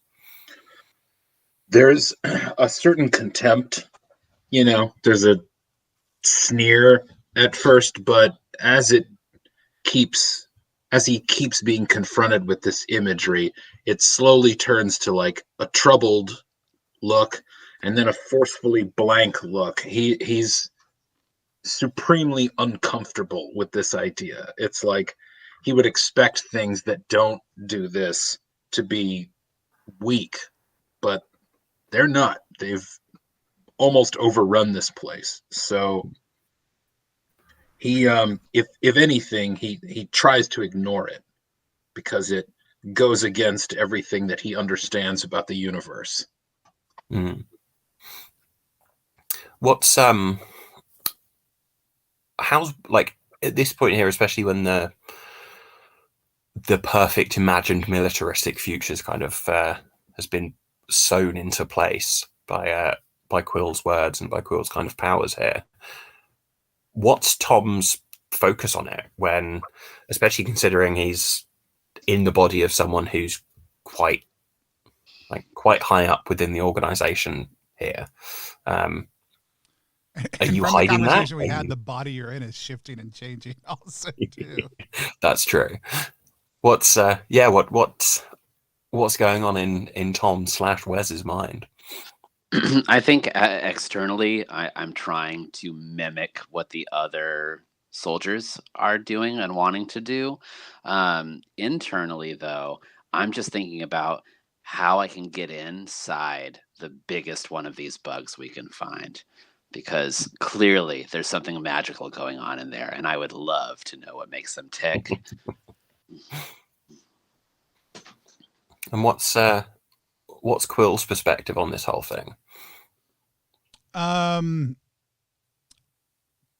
Quill, like I said, has kind of that cold look about himself most of the time. If there's ever a time that Quill looks sloppy and a little bit drunk, it is after he has unleashed the desires, of a large population center, potentially twisting them towards their own end. I mean, like there's nothing more satisfying than that. It's like a fine steak in a great glass of brandy to go with it. Excellent stuff. And the small strike team that you're all. Yeah, no, I'd say there's, as much as even if you would personally not want to physically join as part of this, there's this just like extreme tugging to, like, you've lined things up and you've made it available that you can all head towards this laboratory, but you have to physically get as close to it as you can. And again, it's that almost like that weird grit in like the back of your mind, the sort of like irritant that's just like really, really frustrating, that tiny little bit of sand. Like, I mean, it gets everywhere, even in your own brain. And you're all here. Wes makes sense to be here, and the rest of that crew are in place. One of the things that's quite obvious, even just from looking at the costumes, the uniforms, that's the word, the uniforms that everybody's wearing there at this point, is that although Nord was leading this, everybody else in that unit was functionally within the same like rank. What's probably comfortable for Nord's sake is the fact that Commander Rippon is here as well. And she has got 2 guns because it just looks cooler. And the fact that there's this like real sense of, like, you can almost feel it radiating off of her, this sense that she's just not quite blood drunk, but definitely at a point where she now has this distinct power and this distinct ability to take things down. And she hasn't necessarily even thought of the fact that how is it possible to functionally make an assault on the one place that's going to give her the truth and the power that she's currently already using. Whereas some of the others are almost have kind of like, they can feel that settling in, even though they're like physically holding these like incredibly powered up weapons. And what are you all doing as you're sort of like progressing through this? It's not quite a ghost town, but it almost like looks like one of those like semi-abandoned spaces in monster movies where you just got partially abandoned things going down there, and you've got like various different like walls that have sort of like been pulled down and tears that have gone apart. There are a few skeletons on the floor, where clearly like some of the people that had died in like the initial attacks have then just, both by either like the impacts of the sun itself or some of the like the corrosive acids from the Kizik, just like sort of like melted them down. It's almost the sort of place where if you were turning up there, you'd like feel comfortable, almost like seeing like carrion creatures just like pecking at some of the bodies here. But there's just a bleakness and an absence of any of this thing at all. And yeah, what are you doing as you're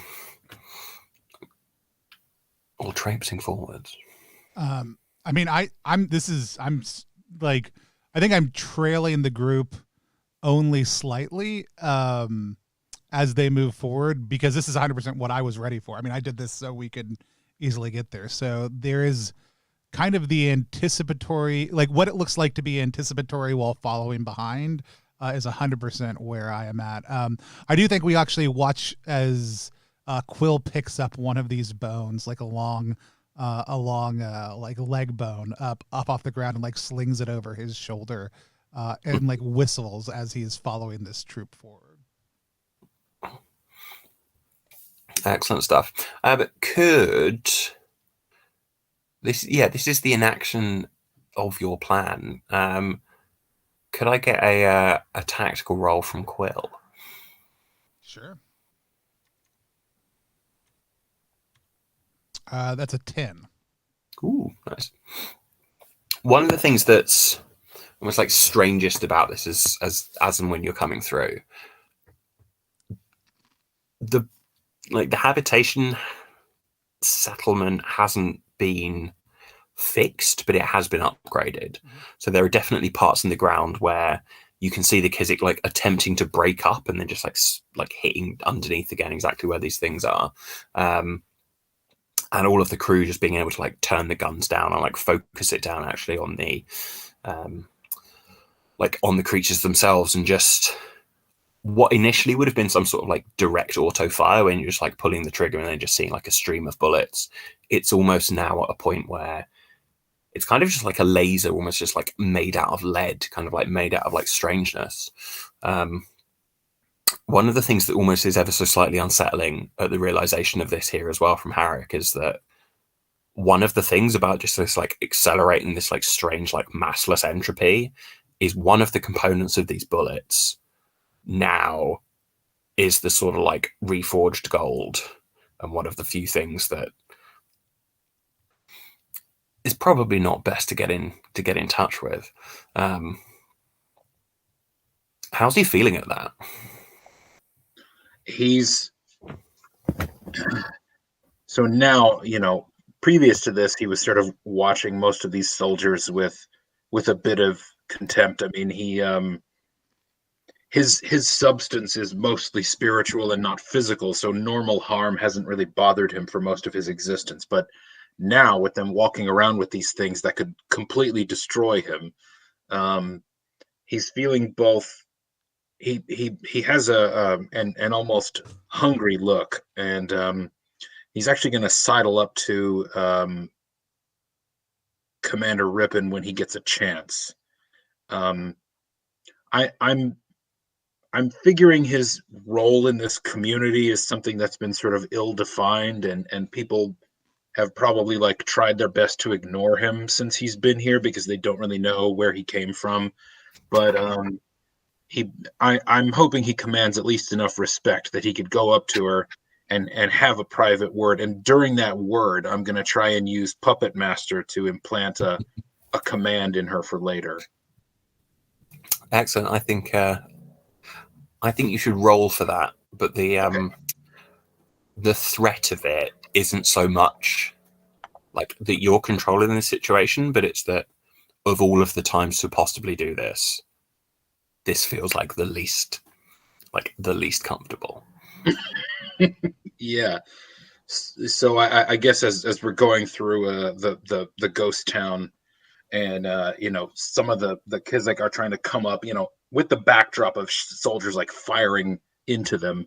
He's just perhaps too familiarly, just going to throw his arm around the commander's shoulder and loudly be like, "Commander," so everyone hears that, but then lean into her and be like, "When the time comes, you'll destroy this technology." So it tells me to roll forceful. That's what I'm going to roll. Yep. I got a 10 plus 1 for 11. Nice. Thank What you. is it about her? Because like you don't almost like break through her kind of like elation and like additional counter programming here at this point, but like that maintains, but you are certain that your puppetry kind of like sits in this point here. And what is it that looks like? Like, is it just like a comfort on your part that you're sort of like seeing that this is actually happening, or is it that you're looking for specific signs, almost like a direct general tell?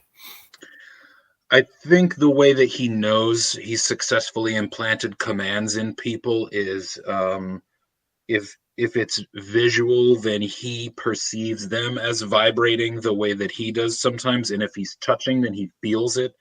So she probably just sort of experiences it as a vague muscle ache, or like she's stretching, but Herrick feels a very familiar like ripple go through her body that tells him like, okay, we're in. Nice. Excellent stuff. I imagine at this point that Tom/Wes is also peppering the ground with like never-ending bullet sprays. One of the things that's quite interesting is that although the gun seems to get heavier as the trigger is pulled, it's not a point where once the end of it, it's like you suddenly feel like you've got like an empty magazine or something. There's just this like real sense of like reality gets more real whilst this is happening rather than something else. It's probably the first time like you've experienced other people sort of feeling that same thing too. What's it look like from your perspective? I think I'm just I'm like trying to mimic things that I've learned other like military units say in times like this, or perhaps from pop culture as well, just like blasting away with these guns and just sort of like looking at the other soldiers and just be like, yeah, kill them all, right? Kill them all. And just sort of like, or if any of them say anything like out loud, I'll sort of just like mimic it and say it back to them, and just trying to sort of worm my way to the back of this line where Quill is, while also looking like I'm doing the same things that the other soldiers are doing. I think as far as the weapon itself goes, I don't know that I'm necessarily used to utilizing especially heavy firearms like this. So I think that the world altering aspect of it is definitely intriguing, but the idea that it's not running out of ammo or anything like that doesn't necessarily mean anything to me. Yeah, it's like it's the opposite almost of how you were interacting with the food a moment ago. It's just not like there's ins, there's outs, there's different things. Yeah, it's like, well, this is how weapons work, right? This is normal. Everyone thinks it's normal, so it's normal. Go along with it. Could I get a roll from Tom? This is almost like just about that whole like as you're zooming in with everyone, and this is going to be tactical because it's more about you like reading the room at the moment and picking up the side. The only good bugs are a dead bug, yeah, those sorts of things. I got 2 1s for a 2. Well, that's where all my ones went. Yep, I took them. We've had our 12. We've had our 2. Happy to help. There was certainly a point a while ago where you were almost like wishing for something directly to sort of to come down to play out, and the whole idea of feeling and knowing that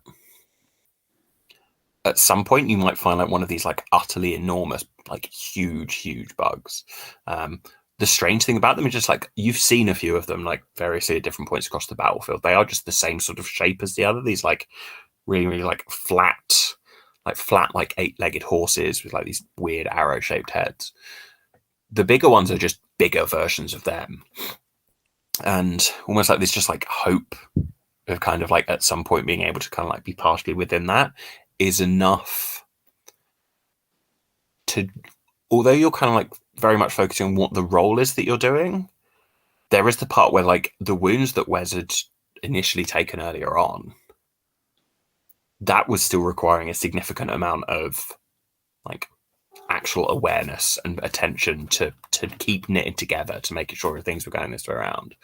And so it's as you're like stepping into this zone, sort of like heading back and kind of like catching back up with Quill, there's a certain amount of like your actual corporeal like true self, like pretty much almost exactly like half of it is going to be like spilling out from just like the side of this thing. You're kind of like, you're focused so much on this mask that it's just the front of it that's there. It's like you've got it's almost like a hospital gown or something, where it's just from the front it looks fine, but then at any other angle you can just see that it's not quite what it could be. It's all your back bits, dude. And the first person to notice this is actually Nord, who turns around and says, "It's like, I mean, oh my God, one of them's taken over. It's taken over Wes." And like raises up his gun and shoots at you. So how are you going to react to that? And then what? Basically, that'll determine what role we're going to make. Ooh, all right. I think I'm gonna go with this. I'm gonna just sort of turn and probably expose myself to the rest of the group, right? Because if I turn around, they're gonna see the flesh sort of burning off my back and having this like acrid smoke just start coming out of like little patches of tearaways. But I'll just turn to him and be like, "Captain, no!" And if he shoots me, then we're gonna drop this facade. Because I don't think I realize that I'm smoking. I think I'm too in the moment. Yeah, I'd say this is probably some form of reflexive roll then at this point. So yeah, Okay. so give us a roll with that and add. But anybody else, add your reflexive score. Obviously, here it's the same as your others. 7. Ooh, okay. So he does shoot you in a position where he kind of like goes and kind of like takes this shot up. One of the things that's quite awkward with that as well is it's not just yourself that he kind of like shoots in and through, but also like manages to take off half of the arm where and it's like it cuts through directly sort of thing, and it just like falls off, and takes off one of the arms of the commander. And like within the moment, she like immediately like shouts him and like barks him. It's like, "Nord, stand down!" But of course, she's like pulling up her own weapons at this point, kind of like facing them in here. You are going to take a certain chunk of damage from that as well. So if you want to roll me a d6, but take 1 away from it. I rolled a 3, so I'll take 2. Cool. And then if you've got any armor, that will also. Yes, I have 1 armor. So. And yeah, but you're half in the body now, so there's kind of like out the very, very back, you've kind of got all this like smoky tendrilousness, whereas at the front we've kind of got like half of Wes's like corporeality, I suppose, here at this point. Okay. I think the jig is up then at this point. Like if I've now sort of got hit multiple times, I'm gonna double over and just go, "Oh, you got me! You got me!" you got me. And then it's just gonna like burn away. Like everything's just gonna start crisping up, and the smoke is gonna tendril out and sort of like stand and form multiple limbs, and sort of like form almost like a smaller version of these insectoid creatures, you know, and just sort of skitter at him basically. Nice. And just leave this sort of like half burning sack of flesh and uniform just sort of like wet, like slapped to the ground. Nice. Yeah, give me a forceful roll on this as well. 8. Oh, nice. So yeah, so you surge forwards into him. Do you want to like take him over at this point here, or are you just trying to eviscerate him? I think I think I'm just trying to attack him at this point. Mm-hmm. I'm not going to gain anything by taking him over now because everyone's watching this. It's like, wait a minute. Nice. So yeah, so if you roll me some damage, so it would be, unless you've got a specific different amount in this form, it will probably just be a d6. It's 2d6 because I have poison fingers from my snatcher trait. Nice. And whichever of the dice is lowest as well is going to be the damage that you take just from him like firing at me while I'm running. Yeah. Once again, 2 1s. On the plus side, if one of those ones was damage coming into you, so he's like, he's not dead yet. Like you've managed to sort of like come in and almost like pass directly through him, and at the points where you can sort of like see this here, you can like see the direct points of his like almost like the pure fecundity that you're kind of like carrying at this point here. His like, it's like his skin is just like aging sufficiently fast that it's sort of like it's almost like starting to like rot in and of itself. It's kind of like how the poison's sort of playing about here. You yourself kind of like take a little bit more of a sort of like as a speck of this, and there's just widespread chaos amongst the Marines nearby at this point here as they see functionally the first thing is that obviously one of their people has just dropped and turned into what they see as another one of the bugs, sort of like rushing in forwards and at this. What's going on in Quill's realm right now? Quill kind of sighs at this and wonders why he has to put up with this. This is so inconvenient. Any of the other chroniclers would be better than these two.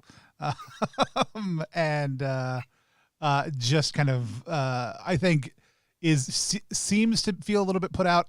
How is the rest of the group responding at this point in time? So for the most part, they're all kind of like training their attention in at Tonsert, just trying to like essentially trying to like line up where the shots are and sort of like take them down. But they are getting ready to fire. Yeah, one of the things that you notice about them is despite the fact that they've functionally got, well, now they've got infinite ammo, right? They're not wasting it because there's still there's definitely this it's like they've definitely returned back to that zone of that's fine. This is what we need to do. Yeah. So that constant state is actually what I'm going to play on, like that mental hangover. I'm going to so they have now these bodies that have increased in mass also too.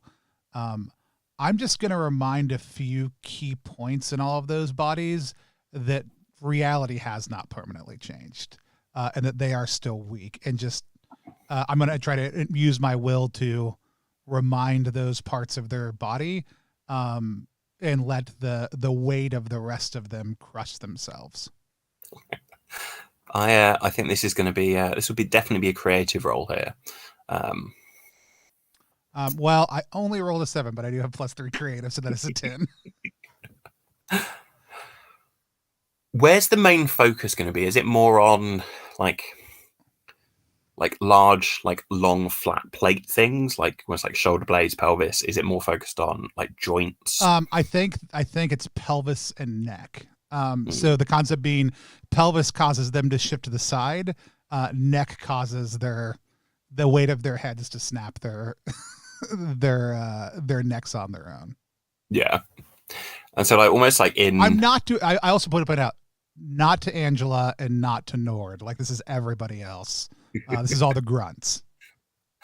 So yeah, so they're like in, and what's strange about it is because it doesn't quite happen in like a synchronized manner, because it's all like you're just reminding the reality itself of it. And so at the point at which like one of them like shifts the thing and goes to like reload one of the chambers of the round or something, that's then we're like one of the next like goes and clicks one of the other parts, like the body just like swings off to the side.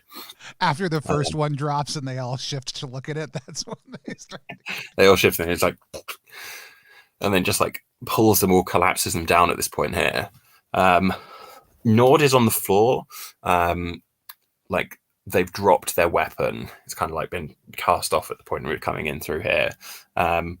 The greater sense of just like mass within this region has sort of like meant that, because although initially Angela's arm didn't get entirely cut through, just like the added weight here just kind of like coupled with the weapon just like pulls off the like the Uzi function thing she's got in one hand. She's kind of like stood there. Nord is kind of like creeping out back and like trying to manage to get back up again at this point here. What are you all doing? The energy has kind of like been taken out, and Angela's still quite like single-minded on the focus point. You can kind of see maybe like 3 or 4 blocks back where like the shape of the laboratory area is kind of like poking out here.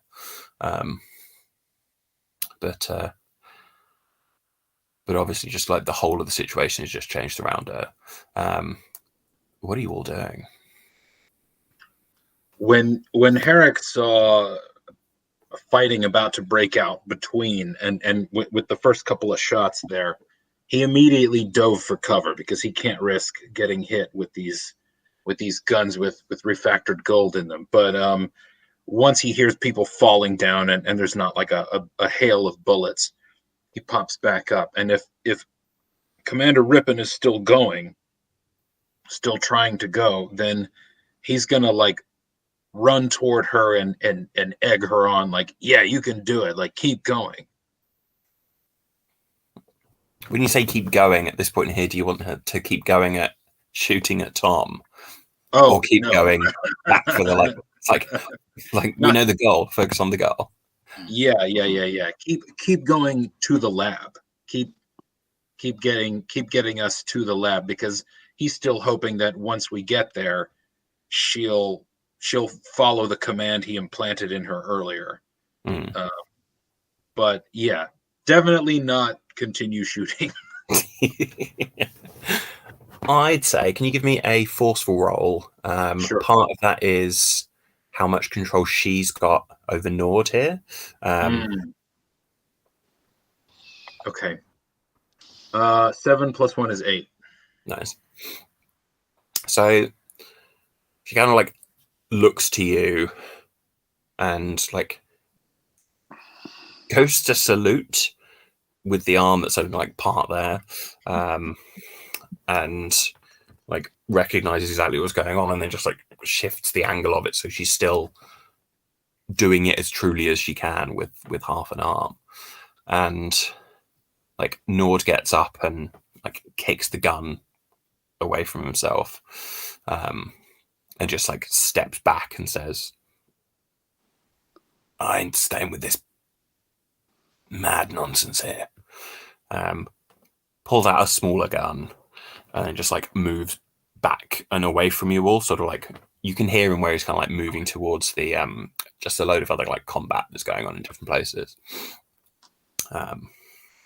Go on, coward. And then he raises his gun and just kind of lets it drop, and it's like, you're not worth it, you spook. And he turns and heads back. And you can still see at this point here that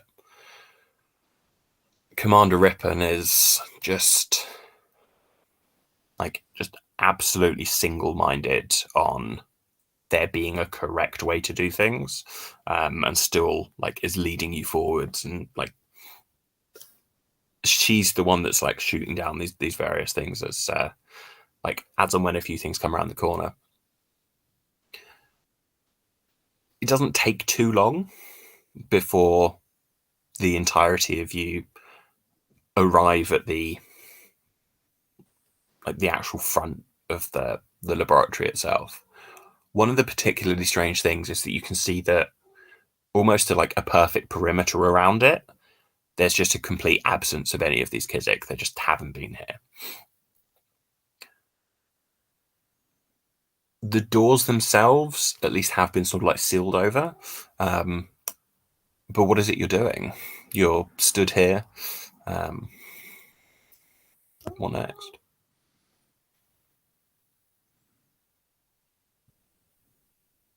Open it. Angela, open it. Of course, it's what we've come for. Mm-hmm. And she moves forwards, kind of like slings over her shoulder the shotgun that she's kind of held in her offhand, and walks up to where there's again, like you can see at this point here that the biometric sensor has definitely been enhanced and like even like empowered over at this point. And you can see where she like puts her hands on it, and even as she then pulls it away, you can see where there's been like tiny little spikes that have like dotted into her palm. That's also actually like genuinely taking like a DNA sample from her as she's been pressing this down rather than just looking at the pattern. And then 2 or 3 minutes later, eventually you hear all of the sounds of the doors opening come to a cease, and the big blast doors in front of you kind of like dilate open, and in turn and lead into this like quite foul smelling like part in the center where it's a strange mix between being almost like this kind of like weird offally smell coupled with just like a sharp cut of bleach all of the way through. And you just immediately just get this like really intense additional sense of like pain at physically being close to this. But Tom finds that pain like really quite compelling in a way that he's probably not quite felt this exact kind of sensation before. It's just the 4 of us there now? Yeah. Okay. So once she opens the door, I just sort of like float up, and I'm going to try to get into her through her severed arm. Excellent stuff. Yeah, give us a roll to take over. Nice. Okay, 11. Ooh. Yeah. Yeah. What's I'm very happy for you, bud. Thank you. 6 and a 5. All right. What's this look like, especially considering the fact that she already has part of like your ancient's belief kind of like stuck in there. Just this sense of like needing to destroy whatever it is at the very, very heart of this labyrinth. Mm-hmm. I think that she, unlike most people, sort of just gives herself over, like almost just gives up, because she's already sort of just been like wiped, and she's not even taken into consideration the fact that her arm is missing at this point, right? So I think like she sort of ripples for a second while she stands there, and you all sort of just see in her eyes, you see her leave and me come in, and I just sort of rub the shoulder and just go, and then the smoke comes out of the cut arm and forms like a semi-human hand that's just made out of like billowy, traily black smoke and ash, and just go, all right, let's do what we came here to do then. Nice. Yeah, and as you progress forwards into the laboratory, one of the things that you can see is that at some point there were a number of people here that are kind of had been like holed up, that kind of completed down. If this were if this were a kind of like survival horror video game, you'd spend the next hour going around like collecting up little audio tracks that functionally like the scientists here eventually starve to death. Go play a game of Wretched and Alone that simulates that. Exactly.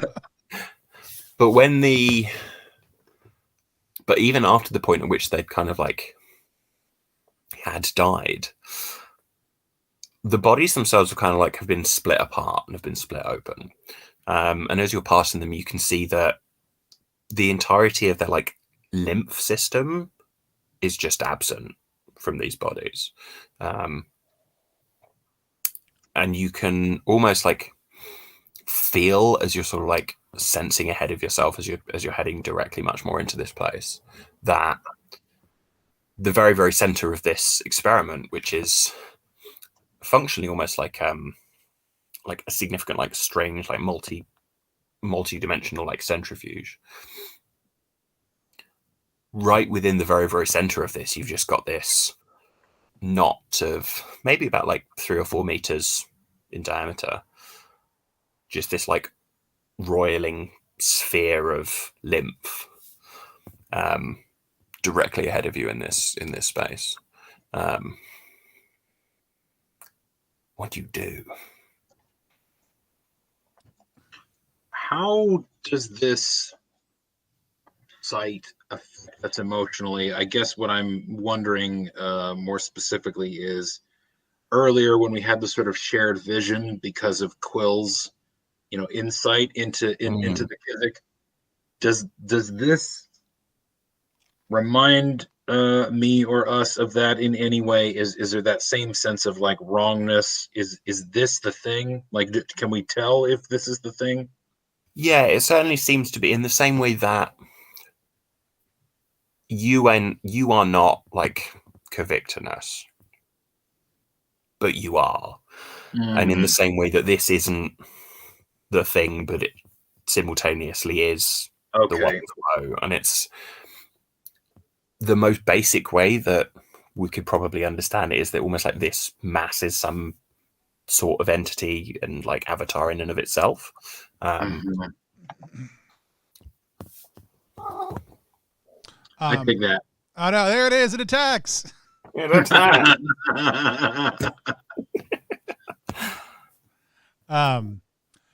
For Quill, if I was to hazard a guess, it feels like there's no story here.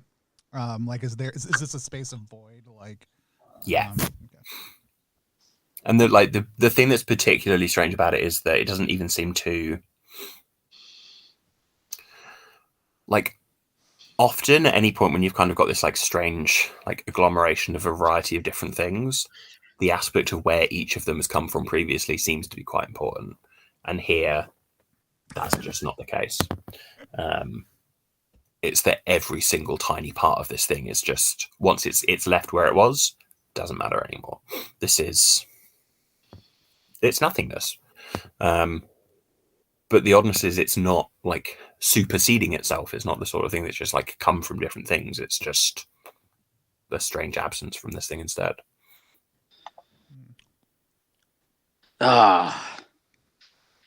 We can't use this. Why not? There's nothing there. Well, of course. What am I supposed to learn from this? It's disgusting. Herrick is going to walk over to the centrifuge machinery and start examining it to see if he can figure out how to turn it off, or barring that, where are the sensitive parts of it so he can smash them. If you give me a tactical roll, okay, but where you're very much leading on from the things that you've been trying to all along, get an extra +1 on this.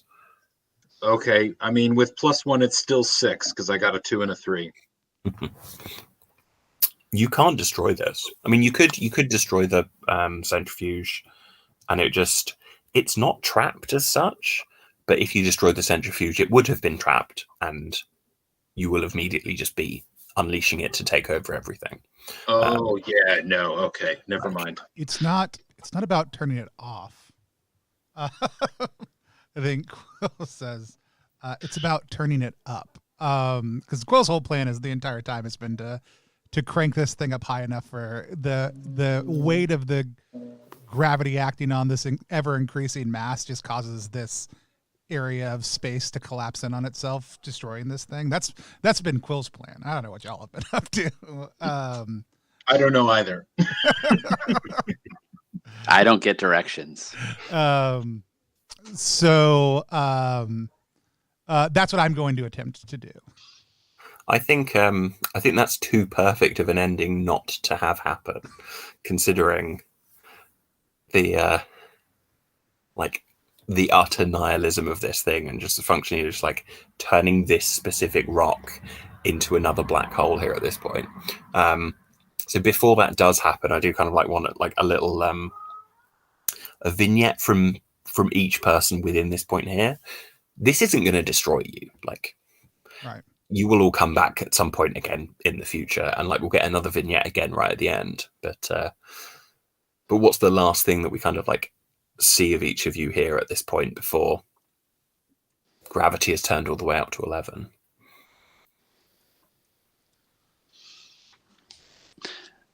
I think Tom is reaching inside, and if there's ever been a moment where she should reach out and tell me what to do, finally tell me what to do, this should be it. This is the thing she sent me to stop. Like, now I'm here. Give me the message. I'm sort of just like pleading with our shared mistress, I think. And I think I may just fall on my knees and sort of just like plead into the air. There is almost a like if it were like a phone connection, you kind of like you feel that you kind of get this thing here, and there's this just like hello, and then you just like realize that it's almost just it's just like an answer phone message. You just like you contact, and you finally manage to like push back through onto the other side and get just this actual direct conduit, this direct link. And she's not even looking the same way. She's just looking somewhere else and isn't really paying attention. And the one time that you're like, "Can I talk?" And it's like, later, we'll be fine. Beautiful. You did warn us there would be cruelty. That's so appropriate for this setting. Absolutely. What of Herrick? I think Herrick actually is going to be relieved that this body he's been inhabiting for so long is finally going to be destroyed. It'll give him a chance to recorporate somewhere else, where he can get back to the things that he's most interested in. But I think before, maybe in the moment that this like physical place is smashed and all of their bodies are destroyed, I think he reaches out to the sort of vibrational connection that they all have. He's not interested in making contact with the Ancient. He has contact with the Ancient whenever. He's trying to figure out more about these two. He's like, I want to remember what this one feels like and this one feels like, because one of these days, one of them is going to eat me or I'm going to eat them. So he just grabs their two strands and he's like, I fucking remember you people. That's his last thing, is like, Amazing. How about Quill? I love those, because what Quill does as he turns things up and as you fall on your knees and we see Herrick start to make eye contact, those both sound like desires to me. And Quill just starts to suck them into himself as we go. I would love to use the intense gravitational forces and the desire of these other two things to warp space-time and move myself away from here as they are crushed. I'm happy to make a creative roll for it, but I'm also going to add my war die that I took in character creation to bump it up as well. I think you should do just that. Which is going to give me a 13 all day long. very, very appropriate number there. It's not every day that we witness the birth of another Ancient, and it almost feels like that's happening simultaneously here at this point. And within the same sort of like popping off. There's just like if we look at the actual, like if you imagine like the size of the moon, we're kind of seeing it from that sort of distance, and it just goes pop, like a little bubble that just kind of bursts, and then there's just this is just big hole of darkness around it, and then there's like the suns that are nearest it kind of then just get like pulled on and like stretched out into like tiny strange spaces. And then it's probably several thousand years later where we see yourselves all again. This time not in the same place as each other. This time on a planet that isn't quite as close to destruction yet. And we'll go the other way around this time. So whereas several thousand years later, Yeah, the stars are almost entirely blinked out by this point. And where do we see Quill? I think we see Quill with just sitting on what is honestly a starkly beautiful like countryside with almost no stars in the sky. The light of a city nearby that all of a sudden like the power grid stutters and then comes back, and everybody in the city, you kind of get a sensory sigh of relief. And I take a scroll that I've just finished writing, and I stick it in a backpack that is just packed full of scroll after scroll after scroll. Excellent. What about Harrick? I think Harrick is in a peculiar habitation. Everyone on this planet has moved to, let's say, like deep undersea, underground lava tubes. Like they had to move out of their underwater cities into these lava tube settlements, like level with the ocean floor of their planet. They're down to like 200 people. And Harrick is sort of among them all without having one body, and he's pitting them against each other. He's made all of their promises to each other be broken, and he's just sitting there inhaling all of the treachery. He has no concept of the stars winking out, of anything that might have, been left on the surface. He's just absorbed in this horrible little microcosm of people betraying each other, and he is having a grand old time. Glorious. And finally, what about what is it we see of Tom Surt? The camera is sort of hovering in the air, looking at an angle at what any one of us in this day and age might consider an airport bathroom. The sprinkler system is going off. Doors to stalls are broken down. There's water and blood pooled on the floor. There's the skin of somebody draped over one side of one stall. There's another torn and burned flesh suit strewn over some sinks. There's luggage just ripped open on the ground. And you can hear, even over the sprinkler system going off, you can hear a faucet. And the camera spins around, and you see the back of a man standing at the sink, gently washing his hands. And he rinses them off, dries them. Takes a paper towel, dries them off, throws the paper towel away. And the camera cuts to the outside of the bathroom, and this man walks out with a suitcase and says, "All right, kids, let's get to our gate." And a family of 4 walks off to their terminal. Excellent news. And that, friends and enemies, has been Almost Bow. Excellent. Thank you all very much. We are going to Thank you. Yeah, we're going to do our reaction roll. Reaction roll is a live stream inside of a live stream. It's our chance to sit down with the creators of a game we just played and talk to them about playing that game today, as Sean just intoned.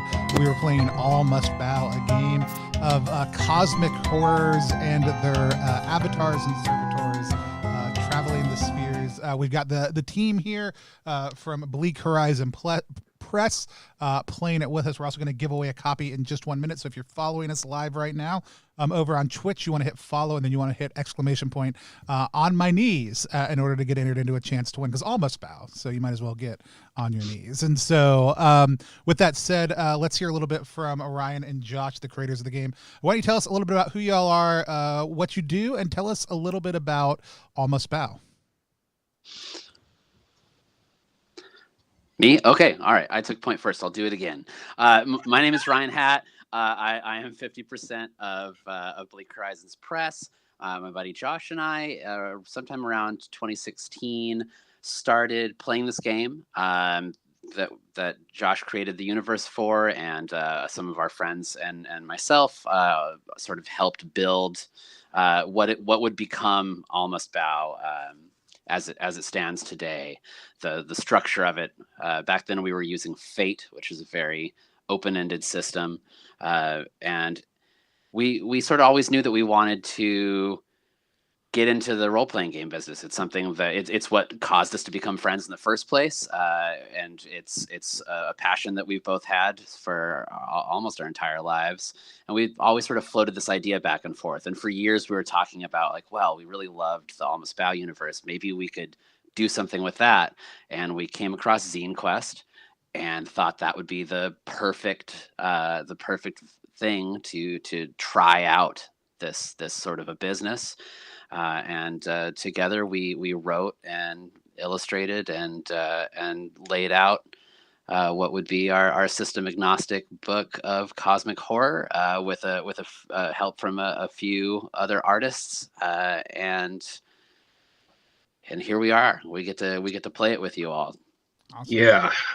Shout out Jan Butler. Shout out Heather Garland, some of the artists who worked with us on the initial zine.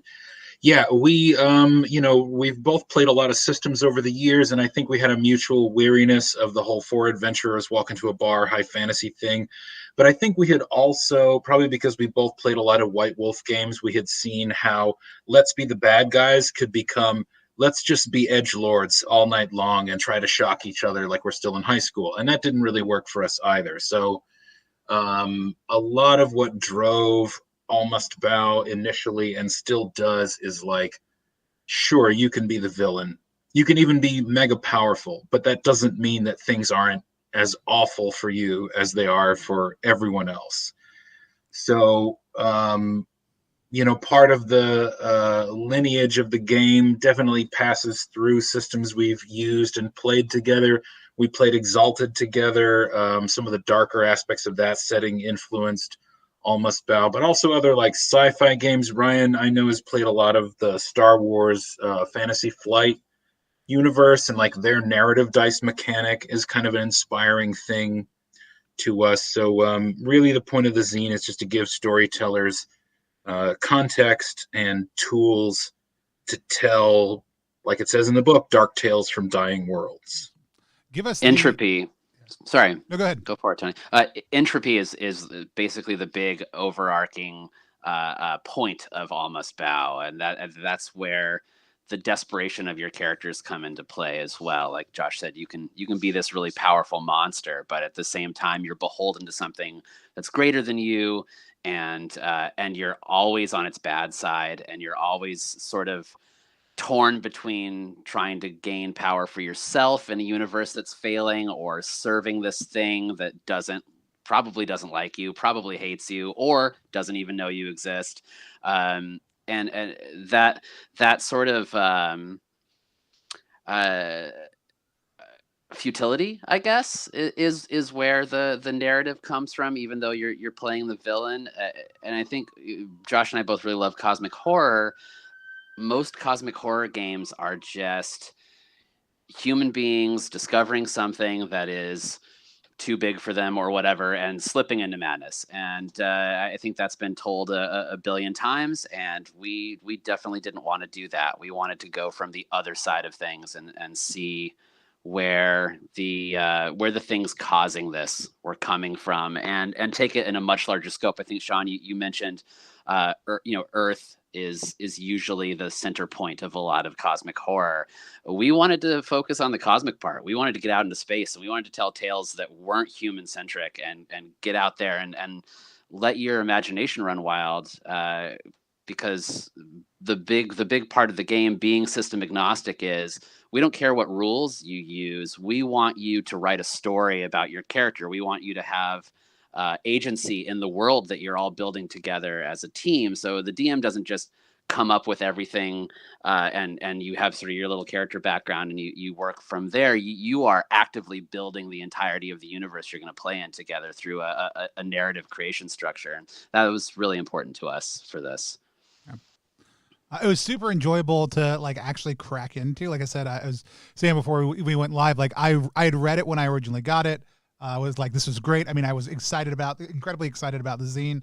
But even today, I was like, I got to reread through this just to soak in the flavor a little bit more and figure out exactly what I want to do with my character. Also then trying to think outside of, okay, this is also the area that y'all have spent a lot of time in this, playing with the creators as characters, especially in something like this, was a very different thing. Cause I'm like, y'all are going to hit really solidly the notes that most attract you to this genre. And I'm like, what does a completely different type of servitor look like? And so I was like, here's my very pristine, totally normal, but also your civilization is over now that I've showed up. Individual character, which was a super fun thing to just be like, and that's the thing. I think it's a statement about how well written this is, because it hits everything you would want it to, and then leave space for you to be like, but I want to do something totally different. And the same tool set's going to satisfy you either way. Speaking of doing something totally different, Sean, you threw this into a totally different system. So let's talk about that for a second. Sean, why don't you tell people who you are, what you do, but talk a little bit about why you picked Fist. So yes, I'm Sean Smith, magician, games designer, menace, etc. And functionally, so at the beginning of this, after Josh sent me across the book to read through, and we were talking about the sort of system that we might want to use for this.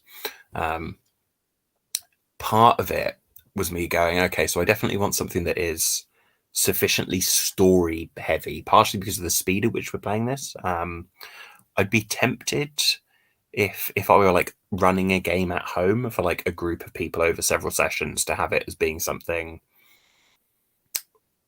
that's almost a little bit more incremental, rather than it being a low rolls mean story goes bad, which is something actually I thought would really sell this as a not necessarily so much because of the genre of it, but would really sell this as a way of looking into the cosmic horror. So as Josh and Ryan said, Fate itself was one of the things that's gone with this. Ryan's really familiar with the Genesis system. I think I've played it maybe half a time. So I was like, well, I'm half tempted to do that, but I don't want to have to learn an entire new system and mess it up this way. And Fist is one that I quite often keep coming back to, because it's sci-fi, but it's such a tiny subset of the standard science fiction things that you get, in that it's sort of half cyberpunk aligned. It's kind of often about paranoia and about powerful individuals doing things because it's important to, but without necessarily having the full amounts of information. It's sort of, what if you put biotech into Casablanca? It's the kind of vibe that I get almost. Right. And so just when I was kind of thinking it through, I was like, okay, this is probably going to really, really sing for this. Most specifically because one of the things that although we kind of dealt with it thematically, one of the things that's really nice about Almost Bow as a book is that it gives specific examples for how to go through and think about what your characters are going to have in terms of power, how it's going to be interacting with the way in which the ancient behaves. And all of the character creation in Fist is you pick 2 traits and some role, like, and a kind of like plot role, which we didn't do for this because, frankly, we imported all. I did. I know. I went through the full character creation process. My character was a scholar. In case you were wondering. That makes sense. That makes sense. I did wonder. I thought it might have been. But one of the things about it is where you start creating your character by thinking about, okay, what is it that they do that is abnormal? And I thought it's just perfect for this. And I'm really glad at seeing how and where it played out, because I had the other benefit, I suppose, of playing a lot of like Powered by the Apocalypse games or things, almost like Forged in the Dark this way as well, where you've got here's a plot line and a situation and so on, but so much of it's going to be about how you're interacting with that. And frankly, it didn't matter what you picked, because you were going to cause enough chaos to run it in different directions anyway. Also, I'm just a sucker for acronyms. Like, I don't know if the acronym came first. I hope it didn't. I hope that someone said, we can make a game called Fist. What could that stand for? It's Freelance Infantry Strike Team, and it's too good. No, it was a blast, and one of my favorite moments about the combination of the system was when I used the artist ability to create reality, and having Josh and Ryan both go, "Oh, artist is really powerful," and I'm like, yeah, like I was combing those. It's like I didn't know what I wanted my character to do, other than like I'm rarely ever I like the clever character, not the smart or the strong or the whatever. Like the character who can be like, okay, like what's the weirdsy thing? Because that's how I think as a player. So I just rather lean into it. And I was like, oh, here's one that gives like +2 to creative. That sounds like a really fun stat to have in this type of game. I didn't even know what the stat did, and then I was like, okay, all of the abilities that affect creative are exactly my type of thing that I want to do. And so I was super torn between what second one I was going to pick. I went with Charm because it was like the most generic out of all of them, because there's like Social and Bard and a few others that I was looking at. They're like, all these would have very good vibes for the type of character I wanted to create. And even the items that it gave you, being able to just kind of relens those into what does that mean for like one of these avatars, was a very cool approach. And also, I will say Fist, so Patchwork World by Aaron King was my game of the year last year. Fist felt like a minimalist, more strictly PBTA version of that in a lot of ways. Like both of them work off agnostic moves. There's no playbooks. You're making a character whole cloth. You're picking a couple of things that you can do. PBTA is very much ask questions, explore the fiction, but and it's a lot more gonzo. This is very targeted. It was very enjoyable to watch the two very different systems interplay with each other in that way. Which I got to ask, like Josh and Ryan, did y'all have any thoughts on watching your system get applied to Fist for the first time? Yeah, I really like how, our zine is extremely wide and Fist seems powerfully narrow, and the two combine in a really great way. And part of that is we very quickly, I think you'll agree with me on this, Brian, we very quickly were like, this guy gets it. Sean took to the tone naturally. Just one of the great moves at the beginning of the session was Earth is gone, which was like, yes, here we go. But I think that in the way that you can see a lot by seeing powerfully in a single direction, this turned out to be really good, because not only are some of the moves really powerful, some of the moves are like, you're good at shooting, and then another move is like, you can possess people's bodies. It's like, oh, okay, these are equal somehow. There's a weird flatness to it that I was like, this is weird enough that this is going to work, and it totally did work. I liked being able to represent the idea of a character that didn't originally have like a flesh and blood body by just taking a bunch of extra hit points. I belatedly followed the character creation steps, and I was like, having a gun is boring. I don't really get this war die thing, just more hit points. So I liked the idea that Herrick could just be beaten to a pulp and still survive, because there's nothing creepier than somebody who just keeps getting up. And so having the mechanics be like focused enough mechanically that they allowed you to do things that made sense narratively was very cool for me. It's like, represent not having a body by just having a ton of hit points. Yeah. I think I feel sort of the opposite. I think it's deceptively broad as a system, and that's what I like about rules light systems is that sure it's narrow in the original game's storyline right inside the system, but the rules are so light you are left to create your character in any way you want to. You've got 4 stats, they cover everything.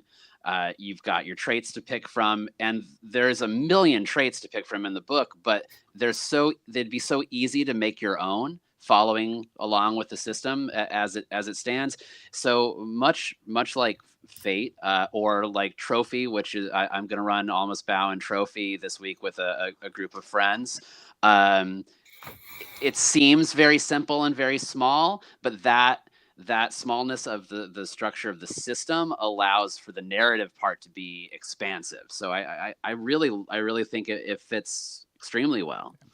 Yeah, it's almost like you're playing Go, whereas playing D&D or even the Edge of the Empire Fantasy Flight system is more like chess. Yeah, and I think like it's interesting, like especially narrative pieces, and this is like the heart of the passion of the design ethos for +1. Like we love really elegantly designed minimalist stuff that just lets us rocket in any direction. Like that's a lot of what we cover. Things like Quarrel and Fable, that's one of Sean's games. Troika, AFF. Trophy is like Trophy I love because it's like Jason, who both Sean and I are deep fans of. This is a Jason Cordova stan channel.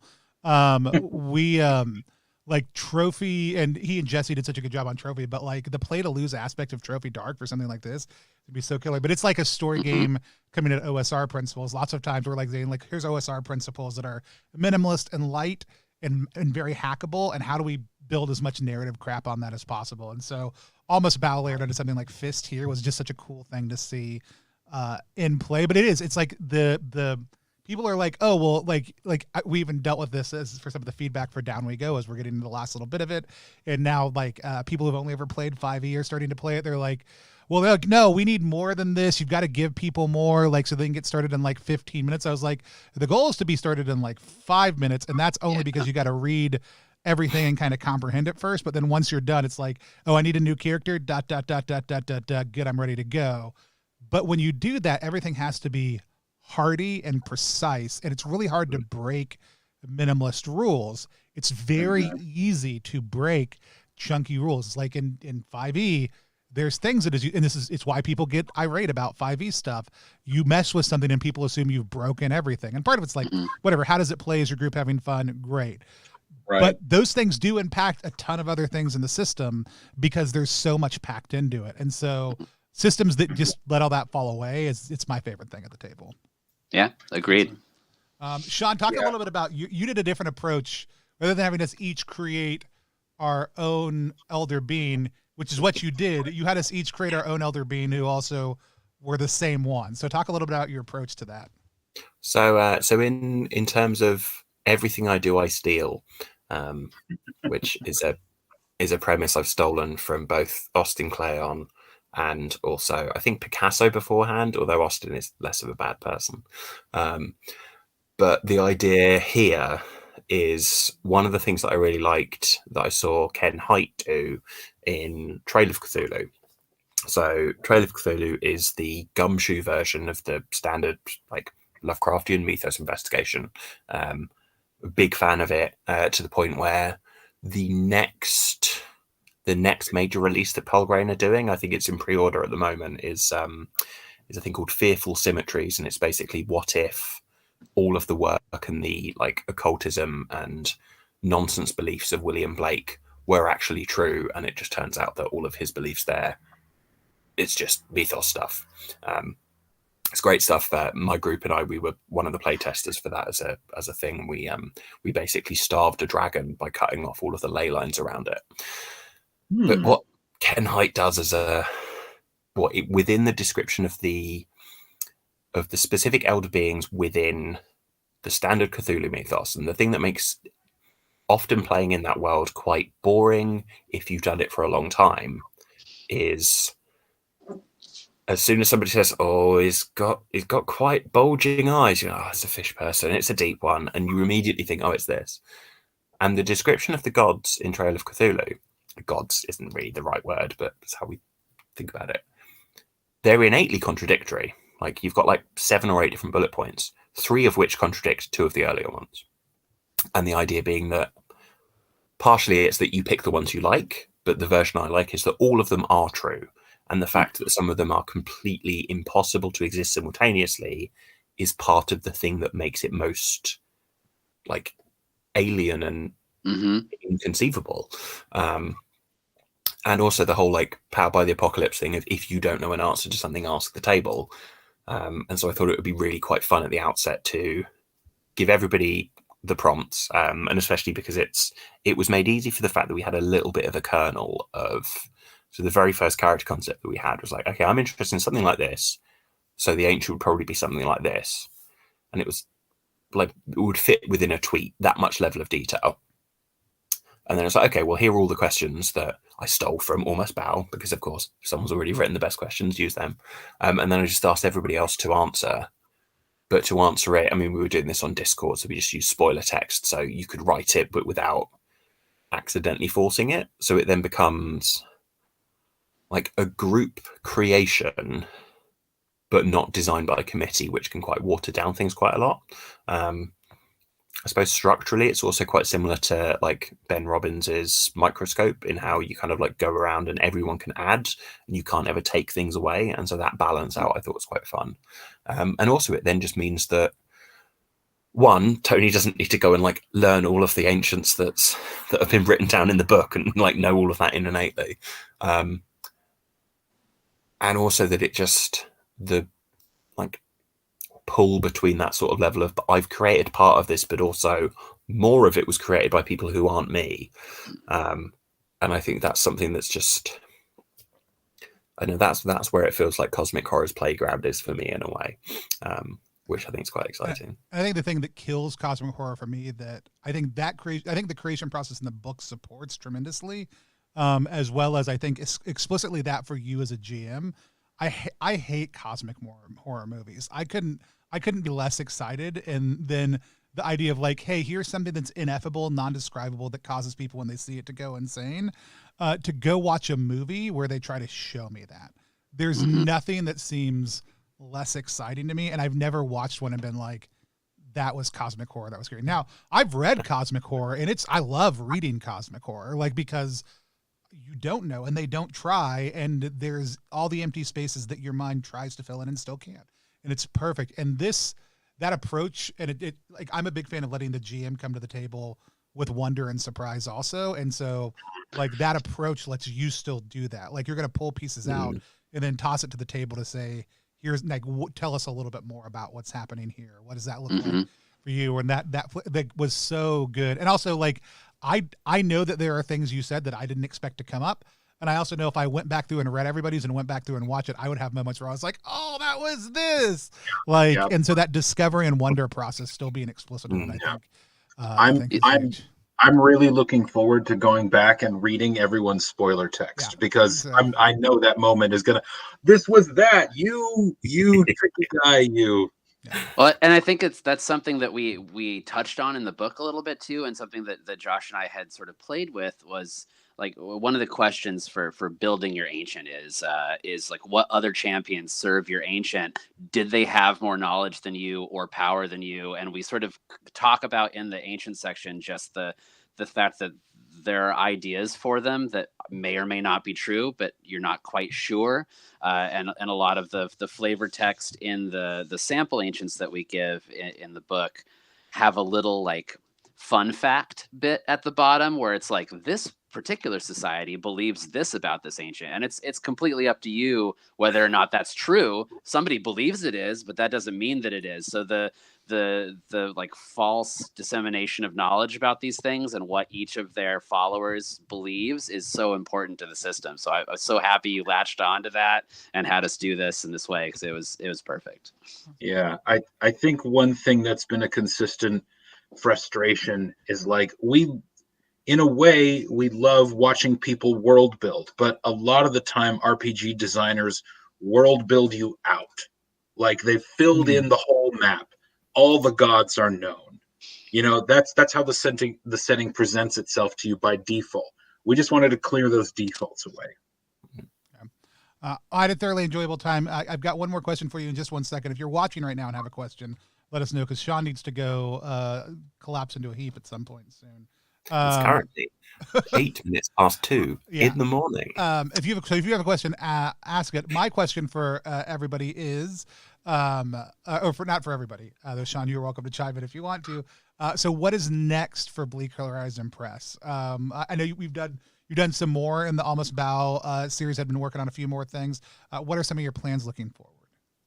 Well, so we did a supplemental thing on itch funding for Zine Month. We're going to probably be taking that to print maybe later on this summer, and hopefully with a crowdfunding event that might let us expand it a little bit more. Anything that we expand in that print crowdfunding event will get added into the digital copies that people have already helped us fund on itch.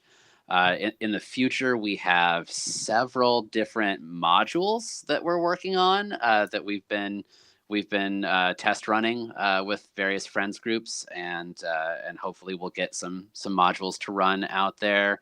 We're also looking to do potentially a literary zine at some point, short fiction, poetry, things like that. We don't want our imprint to just be role-playing games. So the part of why we added in the short story segments at the beginning of every chapter of the book to be evocative and to get you in the mood, but also because we really like that aspect of it. So we'd like to have some literary work as well, and potentially some in-world literary work, something that is an artifact from Almost Bow, from a variety of different authors, sort of piecing together this amalgamation. We'd really love to do that at some point. I love it. Yeah, and partly because the scenarios that I've been running, we've been using different rule sets. Trophy, I've run this in 5e, I've run it in Mothership. Mm-hmm. We're going to continue to put out rules conversion suggestions because there are a few in the base zine, but as we encounter new systems, we're going to give readers, storytellers thoughts on how, if you want to use these rules, maybe change these things. I'm definitely going to I'm working on one for Prowlers and Paragons, which is a superhero system I've really enjoyed playing. We used to play it on the podcast that Ryan was a guest on, Tales from Stringersburg. It's a bit of a weird fit, I think. You know, at first you think, why would you use superhero game rules for cosmic villains? But they're just the bad guys. And P&P is such a versatile system that I think it actually lends itself mechanically quite well to it. But I also just ran one last night in Exalted for my buddy Alex, who was one of the higher tier backers, writer for the show Arcane from Riot Games. So hopefully there'll be enough of like the original rules still lingering there in these modules to give you some more flavor, but not so much that you're like, I have to run this in these systems, because that's not the point. Last chance also, everybody, if you have not yet, hit follow and hit exclamation point on my knees to get entered into a chance to win. I'm about to pick the winners for a copy of Almost Bow and for a copy of Fist. We do giveaways regularly here on stream, so feel free to always join us, and we'll have another one next week over on social media also too. But this is your last chance for that. Tomahawk Bunny wants to know, and I think you kind of answered this, Rye, you just did in the chat, about whether or not the literary work will be cosmic horror focused. Some of it will be, but some of it might transcend the setting, is what you said as well. So very excited about that. Sean, anything you want to let folks know about before we pick a winner? No. Sean, have you recently released a Fist supplement? Oh, I have actually. Yeah, there's so one thing that is going on at the moment is it's the Fist Ops Jam, which is essentially, as is most jams on itch, a wide variety of functionally make anything for this system at all. but I did release a thing called "Here's Looking at Gene Tech Soldiers, Kid," which literally is biotech in Casablanca. So if you like classic noir, maybe you'll like that. Awesome. And it's from a functional perspective. If you are familiar with the way in which like Dungeon World talks about fronts, it's kind of that, and it also uses a lot of like techniques and tools specifically to ask everybody at the table at the outset, what is it that we expect about certain people in these positions, and then things run out and run quite badly. And if you roll particularly badly, I then prompted to take a few distinct things based on taglines of other games, because there's nothing if not theft. If you ever want to run that, let me know. I would love to be a part of that. That sounds great. Well, after that, let's pick a couple winners. By the way, if you don't win today, you can always come back tomorrow afternoon. We're going to be sitting down with Luke Gearing for Funeral Friday, but on a Monday, because Jarrett's out of town next Friday. And so we moved our Exalted Funeral show up to the beginning of the week. We always love partnering with Exalted Funeral. We're going to talk about a couple different things for speed pitching, the con that we've got coming up with Exalted Funerals. It'll be an online event in July, and a whole host of other things around Luke's work. If you're not familiar with the show, we summon Luke's ghost from the future to talk about his work today. It's a very, very fun show. Come join us for that. The winner of our first winner, because we got two of them that I'm picking. Pretty sure it worked. I clicked the button. I clicked the click. Disaster Tourism. That's Kirby. Kirby is in the chat, and if they're not, we're going to do that. Kirby, let me know whether you would like a copy of All Must Bow or whether you want the copy of Fist. And we've also got the second one. We've got Ulysses Duckler, Duck, who just finished funding to change over on Game Found a Tarot Card Game we played a couple of weeks ago. So we've got giveaways for both of those. Since I know both of them, I'll just message them and find out what they want. Also, too, whether they are here or not, we'll get that worked out. It's a good reason to be friends with me. It means if you're not necessarily on the stream the entire time, I'll shoot you a message later. And so we'll work that out. If people want to get a copy of the game, though, they can get for digital. They can go to ttrpg.link/BOWGame. If they want a physical copy of the game, y'all, where's the best place for them to look for that? We have a couple of sellers, depending on where you are. Ratty and Cantati in Canada. We've got Spear Witch. Let's see. I can pull up all of our people. Here in Buffalo, we have great friends over at Iron Buffalo Games and Coffee. Very cool dudes over there. Dan VK there has a whole zine section. Big supporter of all kinds of different. Dan has a lot of really cool stuff. Yeah. So awesome. We'll go check those out. And if people want to follow you online, it's at Bleak_Press, correct, on Twitter? Yes. Mm-hmm. Awesome. We'll look forward to having you all on again in the future. Sean, thank you as always for coming and running a horrible game for us. By horrible, I mean the content, not the quality of the game itself. I'm always excited to have you run for us. With that said, we don't have a good way that we end streams. So until next time, we're just going to wave at the camera until I take us offline. Thanks for coming, guys. Bye, everybody. Bye.